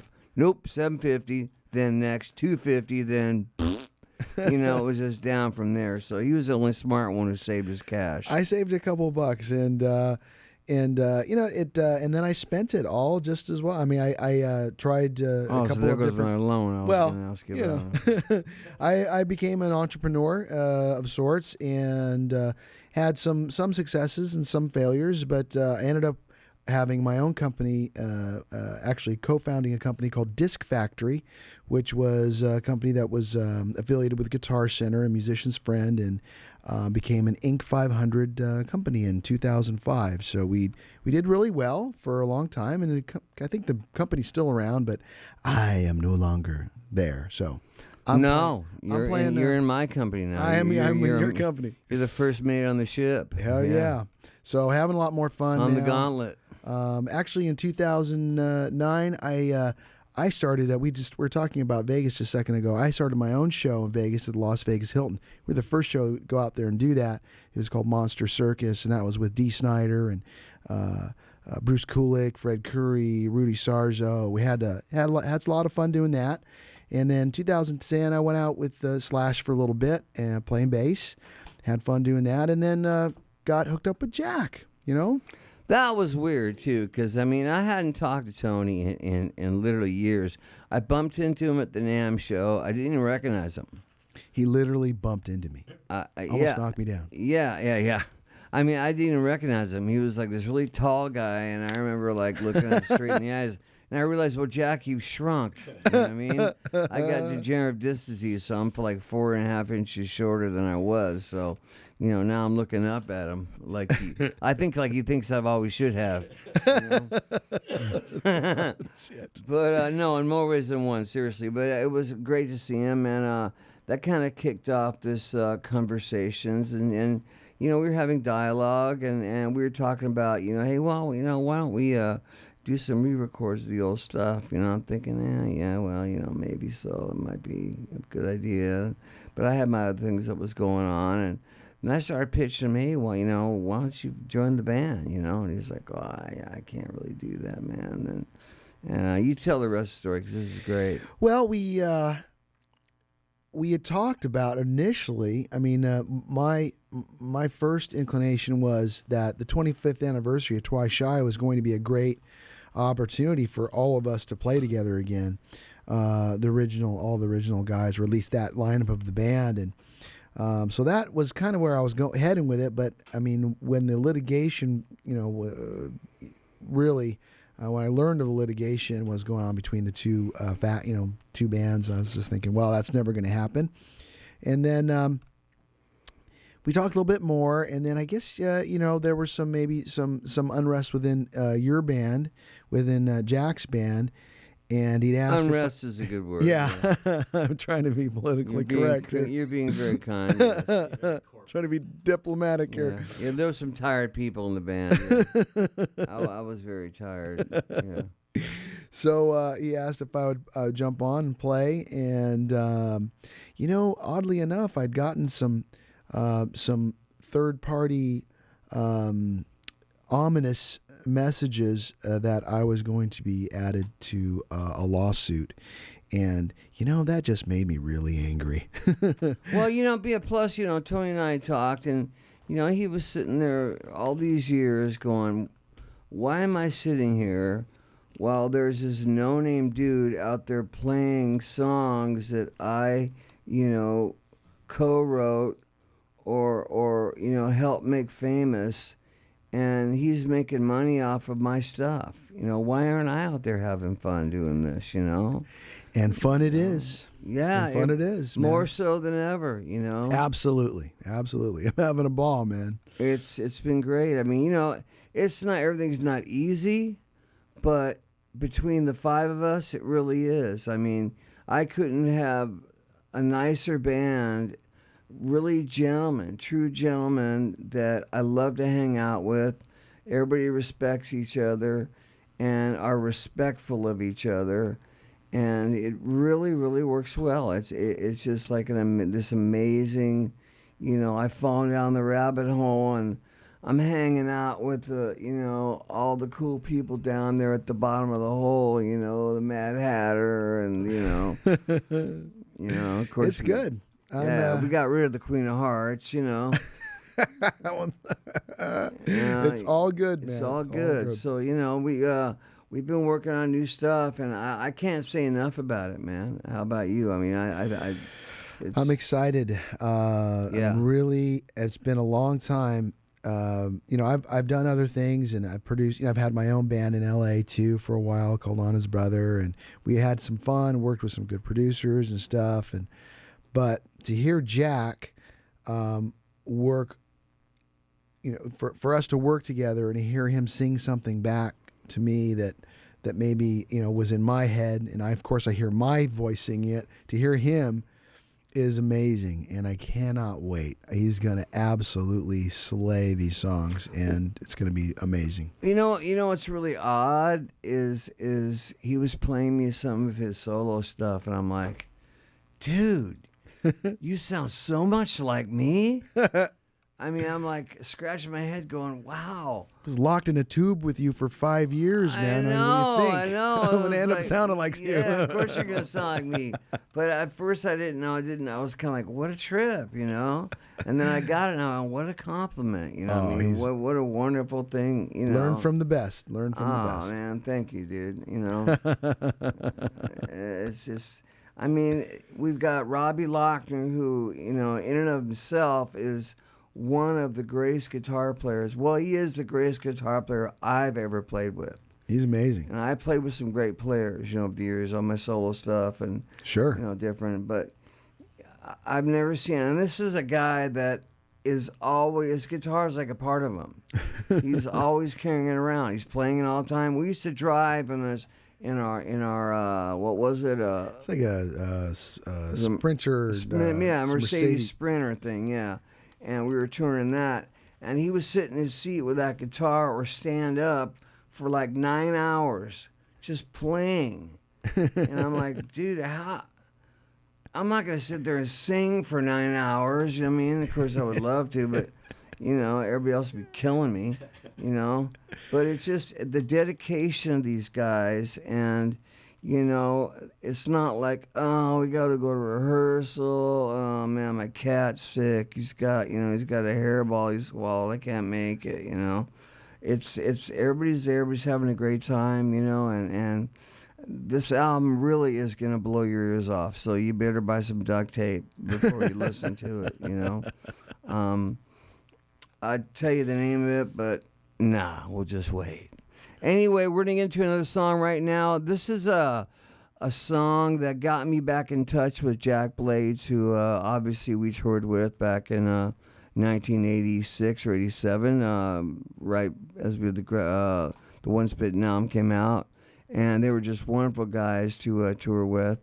And, you know, Jack and I became good friends, and he invited me up to sing all the high parts on their 7 album, and this is one I think is probably one of their best albums they ever did, and which is so true for so many bands in their later years. You know, after their heyday, they write some of their best stuff. You know, but this is a song called "Panic at Jane." What was cool about it is on the backgrounds they really raised my voice up. You know, oh, I'm sorry. You know what? I forgot. We were going to do another song before that in honor of Mr. Tony being here. So let's flip that around. This is a song that was written by Tony, and he fits it, you know, in every way. And it is just a great song. People love it. It's probably one of the most danced to songs at a strip club ever. Like that. Here it comes. You know it. Yeah, Night Ranger, Panic at Jane off the album 7 that was released in 1998, featuring Jack Russell on background vocals. How many times can I say the name? Jack Russell. I guess a few more. Anyway, this next band has been my inspiration for my entire career. Matter of fact, it was the reason I pierced my ear when I was 11 years old, and my dad finally caught me wearing it. He says, Jesus Christ, Nick's gonna be wearing your mom's dresses.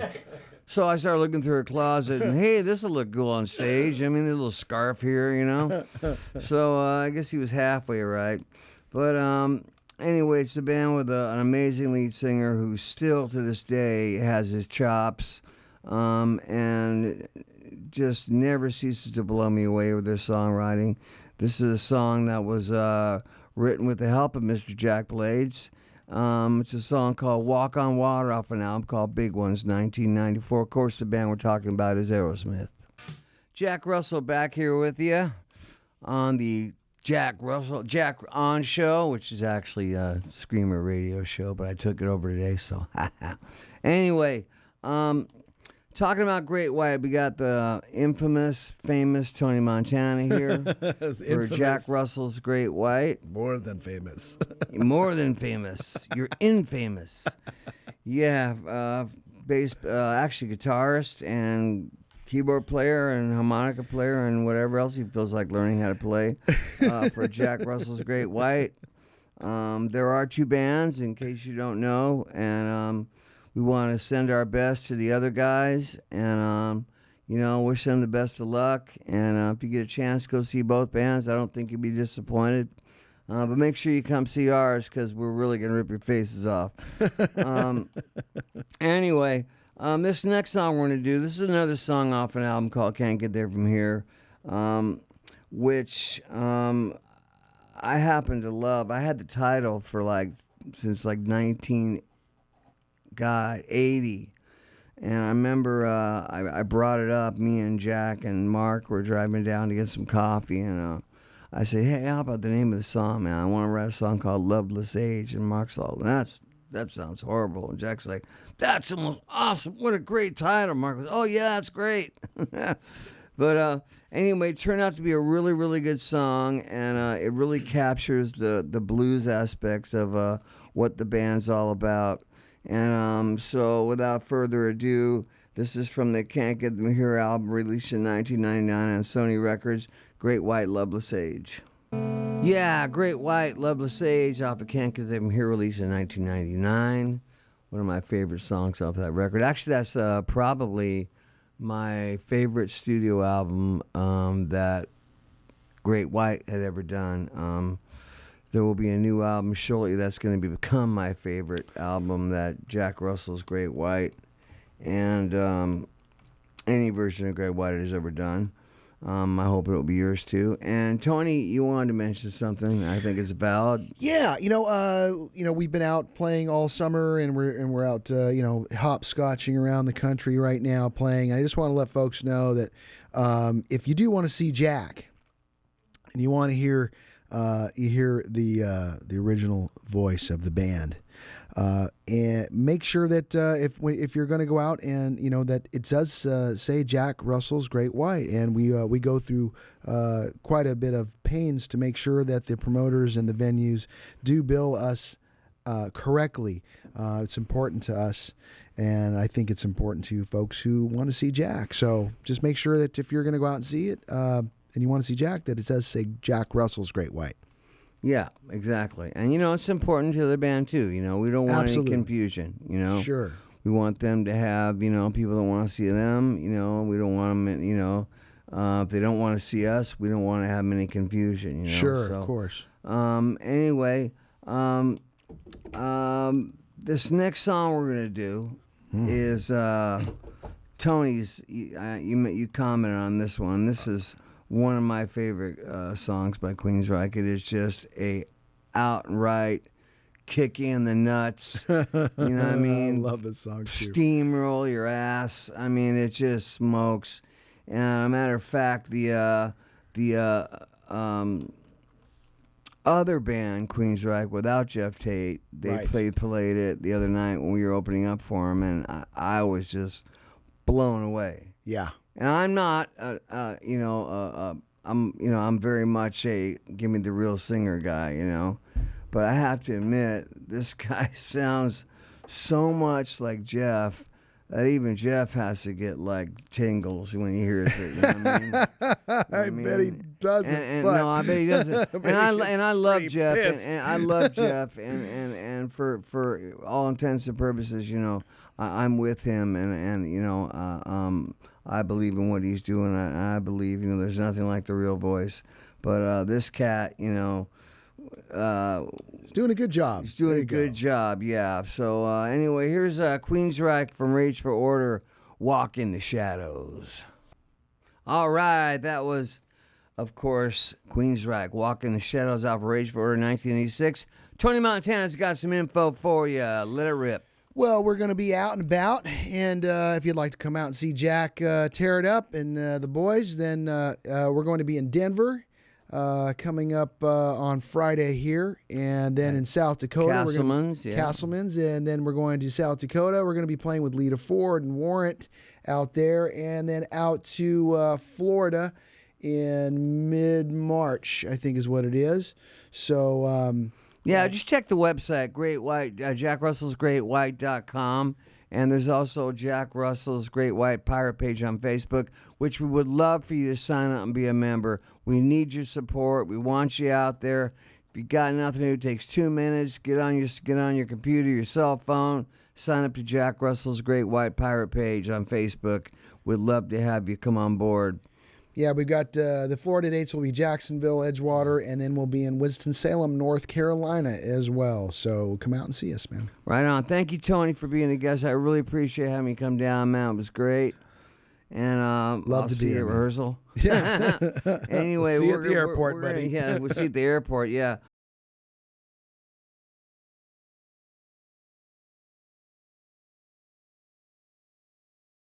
We're going to start this whole process now and reveal who actually gets your job, Carlo, okay? Oh, no. All right, so I want you to just hang in there Hey, for a Carlo, little bit. do you have your tie-breaking vote all figured out? Well, he doesn't have to break the tie, I don't think, does he? Well, Oh, if he does, might.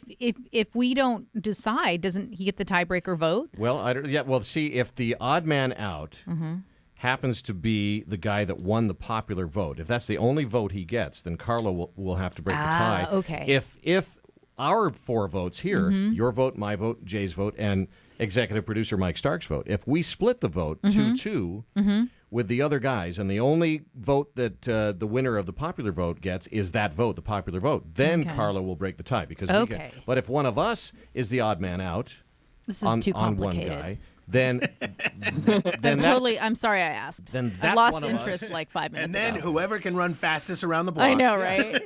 Yeah, and there's water right out And there. then is there a sudden death thing if, you know? Yeah, that's where the water comes in.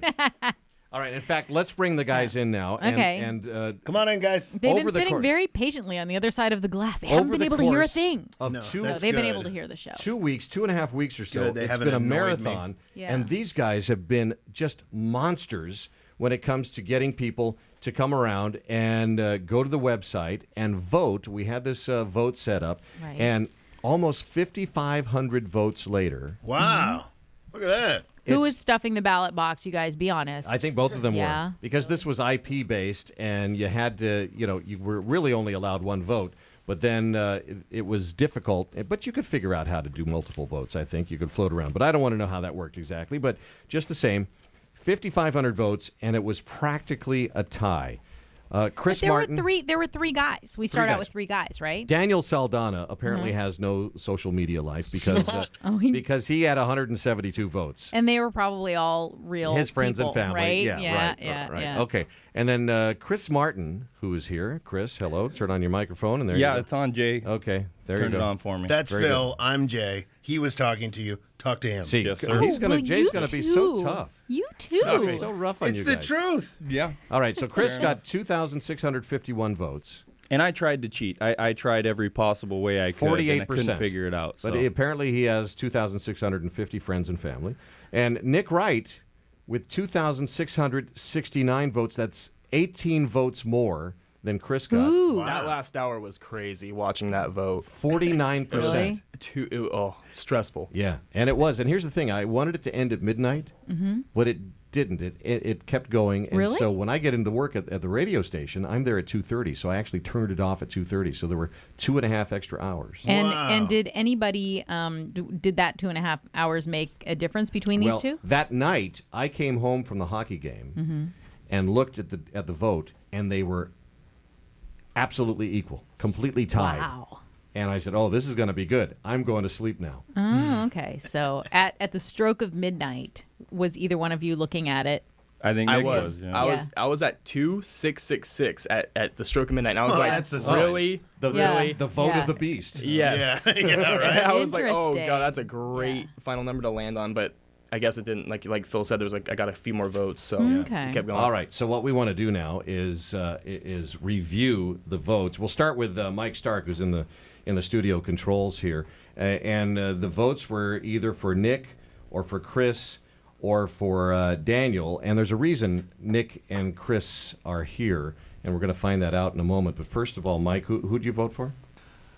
I liked them all.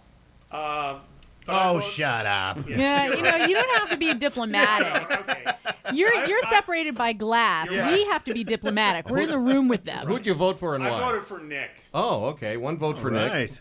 Thank you. And what'd you like about Nick? I thought Nick was very conversational in his approach to the sports. I thought he, he fit in good. Jay wasn't as hard on him as the rest of the guys, so I thought that was a good sign. Yeah. I felt bad. He was the first guy. Yeah. Right. I was just warming up. That That's was like rough. batting Yeah. practice. Yeah. You know what I mean? Lucky me. And why not Chris? To be honest with you, too damn good looking. Works against me every time. I love it. Yeah, Mike feels threatened. I love it. All right. Okay, Okay. very good. So let's see. Who can we go to now? Jen, how about you? Well, it doesn't work against you all the time because I was not here for any of this. I missed the show that you guys were here for. But all I heard was everybody talking about how good looking Chris was. Oh. I was tied between the two of you. I couldn't decide, so I picked Chris.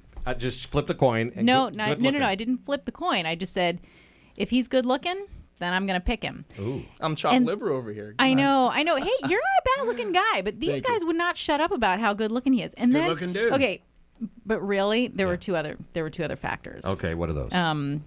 You're not gonna like one of them, Nick. You're not gonna like this, but That's okay. the first factor was the fact that Jay was so mean to Chris.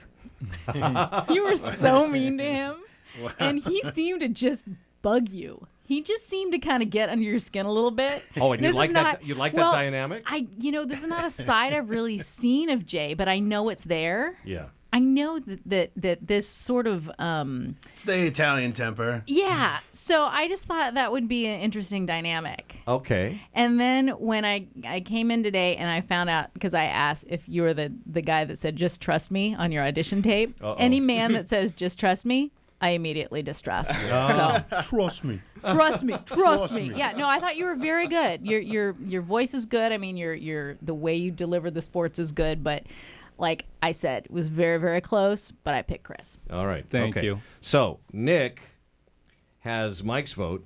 He has the popular vote. Mm-hmm. So that's 2 votes for Nick and 1 vote for Chris, which comes for you. So Mm-hmm. right now we have 2 for Nick and 1 for Chris Yeah. and no votes for Daniel. No votes for Daniel. Not at the moment. Not at all. Well, Oh, we haven't okay. asked Jay yet. Okay. Well, Daniel's not here, so I thought maybe that was kind of telling. Yeah. Well, I don't care. I like Daniel. I like Daniel, vote for too. Daniel. You vote for He- Daniel? You know why? Because he came to the table with, first off, the number 1 sports story of the day. That was number 1, and he just let off. He sat down and just started spitting sports. So I enjoyed that about him. I didn't like the fact that he was a little bit.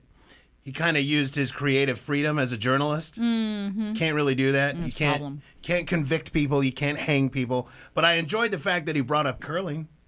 I love that. That was really funny. Right? Yeah. I mean, anybody who does that, they got my vote. there you go. All right. So Okay. we're still 2 votes Nick, 1 vote Chris, 1 vote Daniel.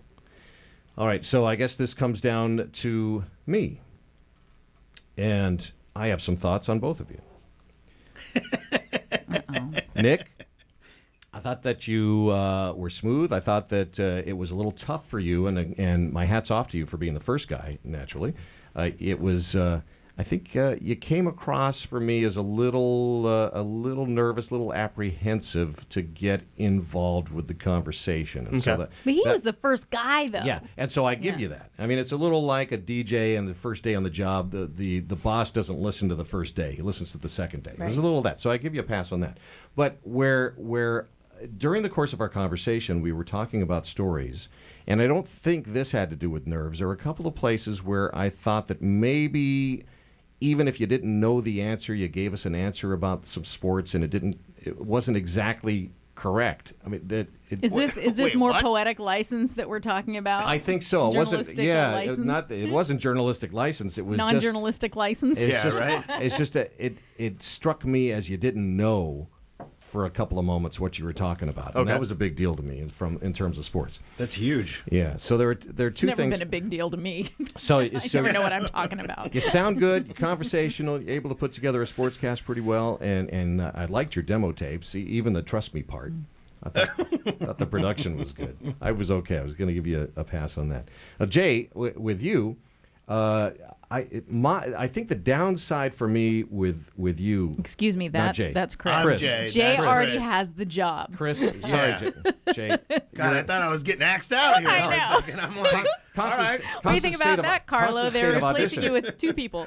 Chris, with you, I don't have a problem with the looks or anything like that. I'm comfortable with my, whatever. I'm an old guy. With your mug? Yeah. Your face for radio? I've been through it for however many, 50 plus years. So anyway, that's not an issue with me.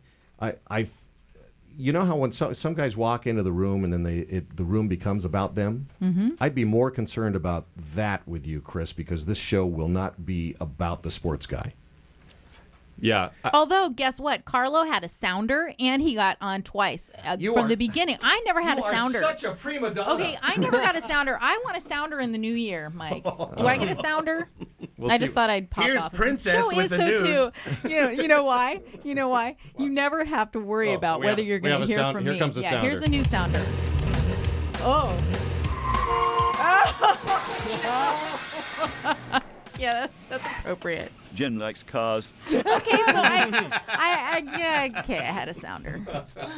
Yeah, that was special. I did have a special sounder. We haven't had another I Cars stand feature corrected. with We you. haven't had a feature segment with All me right. yet. Yeah. Here's what I liked about Chris. I thought that you came in here, you were prepared, you had a whole bunch of stories. You didn't bring a computer or anything, but you had about 15 different stories written on a piece of paper, and you were smooth when you talked about the sports. I thought your story selection was good, but the key was that when we were having a conversation, you were right in there and conversational, and you could take the hits from Jay and bring them right back. And I think that's important. Yeah, punch him back. Just totally punch him back. Because I want to see you two fight. Oh my God! If we're gonna be hard what on are you each other, doing? She's like, I want a kiddie pull I'm and trying to- pudding, I and you know. guys are gonna go at it. I want you to fight, and I want to See, have we a poke fun at each sounder. other and constantly. Yeah, right? And we can handle it. And we no, smile. I love you, No, Jay, but I you cry need, on you my know, way to work sometimes because of you. Yeah. Thank you. because you're so happy you're going to see All right, me. so I am a sensitive boy. I'm sensitive. I cry on the way My to work. mom says so on Match. And- I and am a- a sensitive. And a little while ago, you Good said luck I'm getting a a date. genius. and a Will genius. you add all of those to your Match profile, please? All right. Okay, so my vote, I was torn. And I actually like Daniel, too. Mm-hmm. I liked all three. Daniel's of them. got potential. You can mold that man. That's why I like him. Yeah. So, for me, so Daniel's not getting my vote, by the way. That's why he's not here. Oh. Oh. So says the host. And I sent him a note to say, keep trying, guy. Going to be a sports guy somewhere. Hey, man, if you work in this business long enough, you Yeah. start to pile up those kind of emails. Even so the guy, just get used to it. Even the guys that are awful and they get fired, they get hired right away. Exactly. Yeah. Exactly. I could build a house out of the rejection letters Right? I've gotten. And nobody even sends them anymore. That's the sad part. Yeah, you just don't hear anything. Yeah. All right. Stupid. So, I'm giving my vote to Chris, and we have a tie. We have a tie. We have a tie. We have a tie. All right. Between these two guys? Between Nick and Chris. Okay. Coincidentally, they're both here. Sorry, Jay. So, wait a second. No, that's so, cool. According to the rules, Mhm. Jay voted for the odd man out, who is not here today. So Jay Okay. has to abandon his vote and break the tie. Well, you want me to do this right now? Wait a minute. Let's And review. Carlo doesn't break the tie? No, Carlo breaks the tie if the odd man out got the Oh, popular God. vote. I'm sorry. I asked again. Okay. But Nick, I actually just got a Comes pit again. in my stomach. Nick just got now. the popular vote, and he got Mike's vote. Chris got my vote, and Chris got Jen's vote. All right. Nick, Mike thought you were conversational. Got along well with Jay. Sorry. That's a good This point. is so intense. I can't stand it. But Jen had a problem with trust? Just trust me. You need to kill me. Chris. Okay, it made me laugh, but Mike thought you were too good looking. He feels threatened by that. Jen liked the fact that you're good looking, so that canceled that right out. Yeah, of course. but enjoyed the dynamic between you and Jay. Now, I, on the other hand, think that you might be too big for the room, but you have a good rapport with Jay and with me, and perhaps with Jen. It's that giant, good-looking head Since of she his. thinks you're good looking. Right. Nick thought that you were good with the sports. It sounded good. Polished. Little worried about your real knowledge of sports. At least that's the way it came across, and that's important. Mm-hmm. So now it all comes down to Jay, Jay. who has to break the tie. He's scratching his chin. I'm like really thinking about this because this sucks. How much time do we have in this music? Because we want to drag it out as long as we can. About a minute. Oh, a whole minute. And I can restart it. He can loop it. Jay, who are you Let's going to not do give? that. You have one rose. let's- Who gets the final rose? I wish it was that easy. So- I wish I was picking between two hot blondes right now. That'd be great. So, who's going home? Is it going to be Nick? The guy So- that says, trust me. What I'm Or is getting. it going to be Chris? The guy who says, I'm better than you. Whoa. Oh, he didn't Phil, say that? that was Putting great. words into That his was a good mouth. one. Come on, think of the fun we'll have fighting with each other. I enjoyed both of you guys, and both of you guys can roll with the punches. Obviously, I don't mean half of the stuff that comes out of my mouth, so don't take it personal. Carlo knows. But I'm a little bit leery that if you're gonna like make things up, that's a little bit difficult for me to understand. And it's a little bit odd for me being in this business for so long for anybody to make anything up, because I have been dinged on it multiple times, and anything that you think is going to be the outcome is never said. Okay. Ever. Can I just ask really quick on what I made up? This is what I'm getting. Okay. All right. That's Was what it, I'm was it more? Was it less making stuff up, more by just kind of flying by the seat of his pants, maybe with? That's what I'm some saying. Because I did not. I am not a knowledgeable database on sports, so I would not have picked this up. And that's exactly what I'm saying, Jen. In having the sports attached to your title, you need to have credibility, because this show, as much fun as we have, we're very credible, and that you need to take that to the bank, whatever job you get. And saying I don't know is a credible statement. And I totally agree with that. Yeah. Absolutely. You really tick me off, Chris? because yes. Now he's pointing to Chris. Okay. Yeah, I'm sorry, Chris. Yeah, because here's the deal. It's getting hot in here. We don't ever go to you as a reporter and then you say, okay, well, what do you want to hear? I mean, that is just like such an amateur move. You really have to bring something to the table. Why do I have to listen to you? And that's the thing. Why do I have to listen to you? Make me want to listen to you. Now we know why you voted for Daniel. You don't like either of these guys. Right? He just seems like the easier, moldable person. That's all. That's what I'm saying. That, and you should be working in television, because you're that good looking. Oh, look, we just put up cameras in here. Yeah, Yeah, well, that's exactly. true. All right, Well, so what are you great. saying about us? Well, I mean, we're here. there's a reason we all work in radio. All right. Just saying. All right. So cut out all the, whatever you want to call it. I will say It's time this. to make a decision, Jay. Who is going home and who gets Carlo's job? I think both of you have a very bright future in this business. I really feel that. And I go back to I don't mean half the stuff, and that's one of the things. So, good luck. Nick?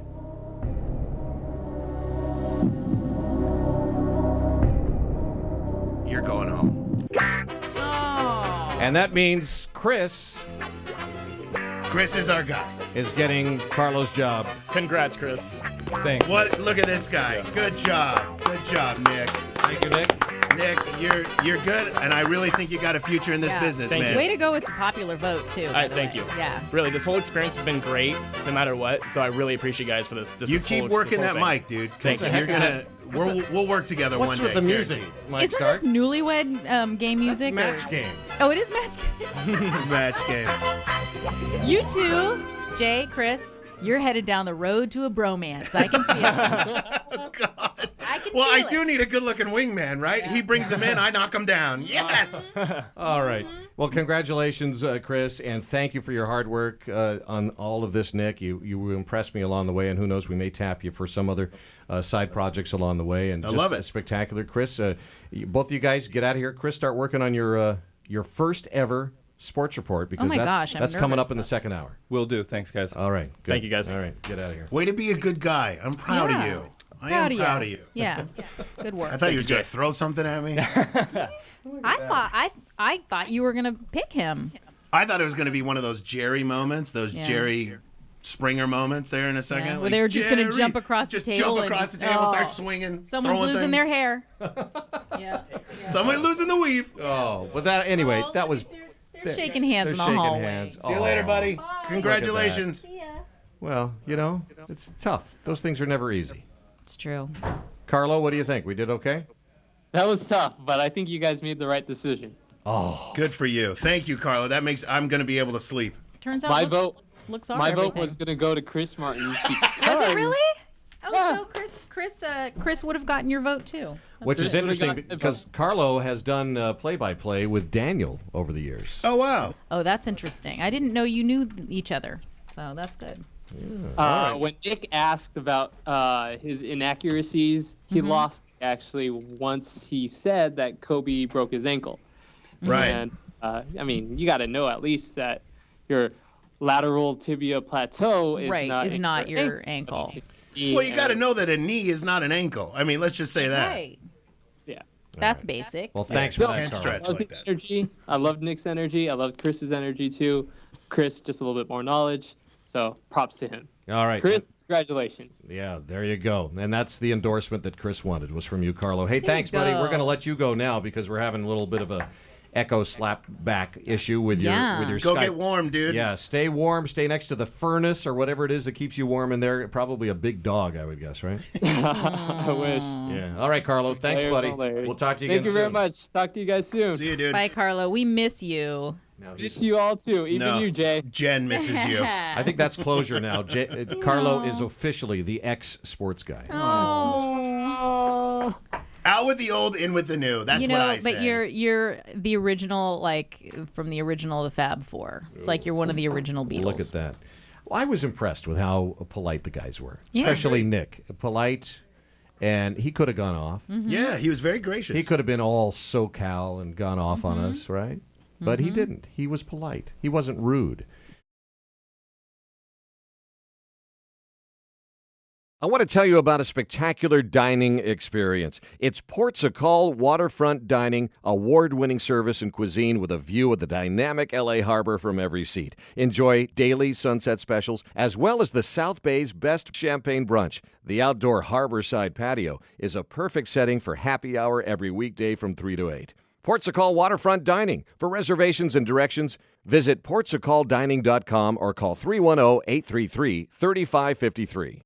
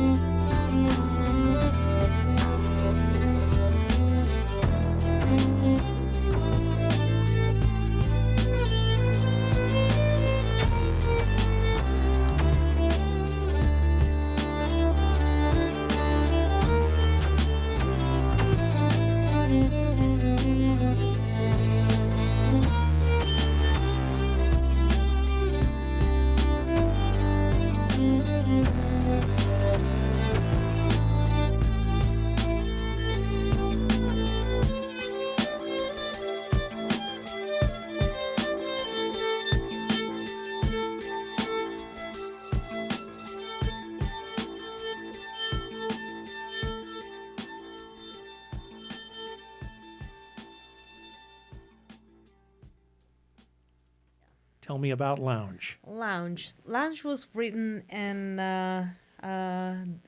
Gatwick, the airport in London.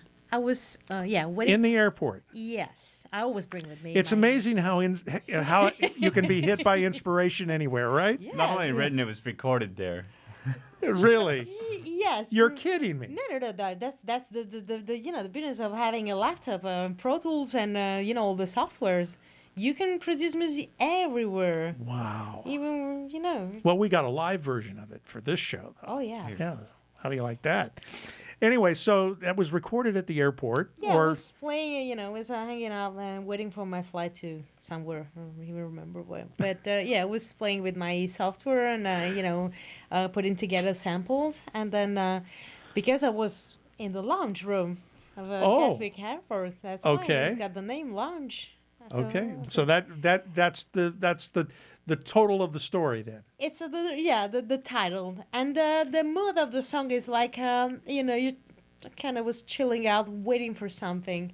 When you're waiting for a flight, you're going somewhere, so you're waiting for something to happen. You're anticipating. Yeah. Yeah. So that's the mood of the song. Something is gonna happen, but for now, let's chill out. Let's wait. The flight is delayed, so there's nothing we can do. Just sitting here and wait for something And let's to make happen. let's make a record. Yeah.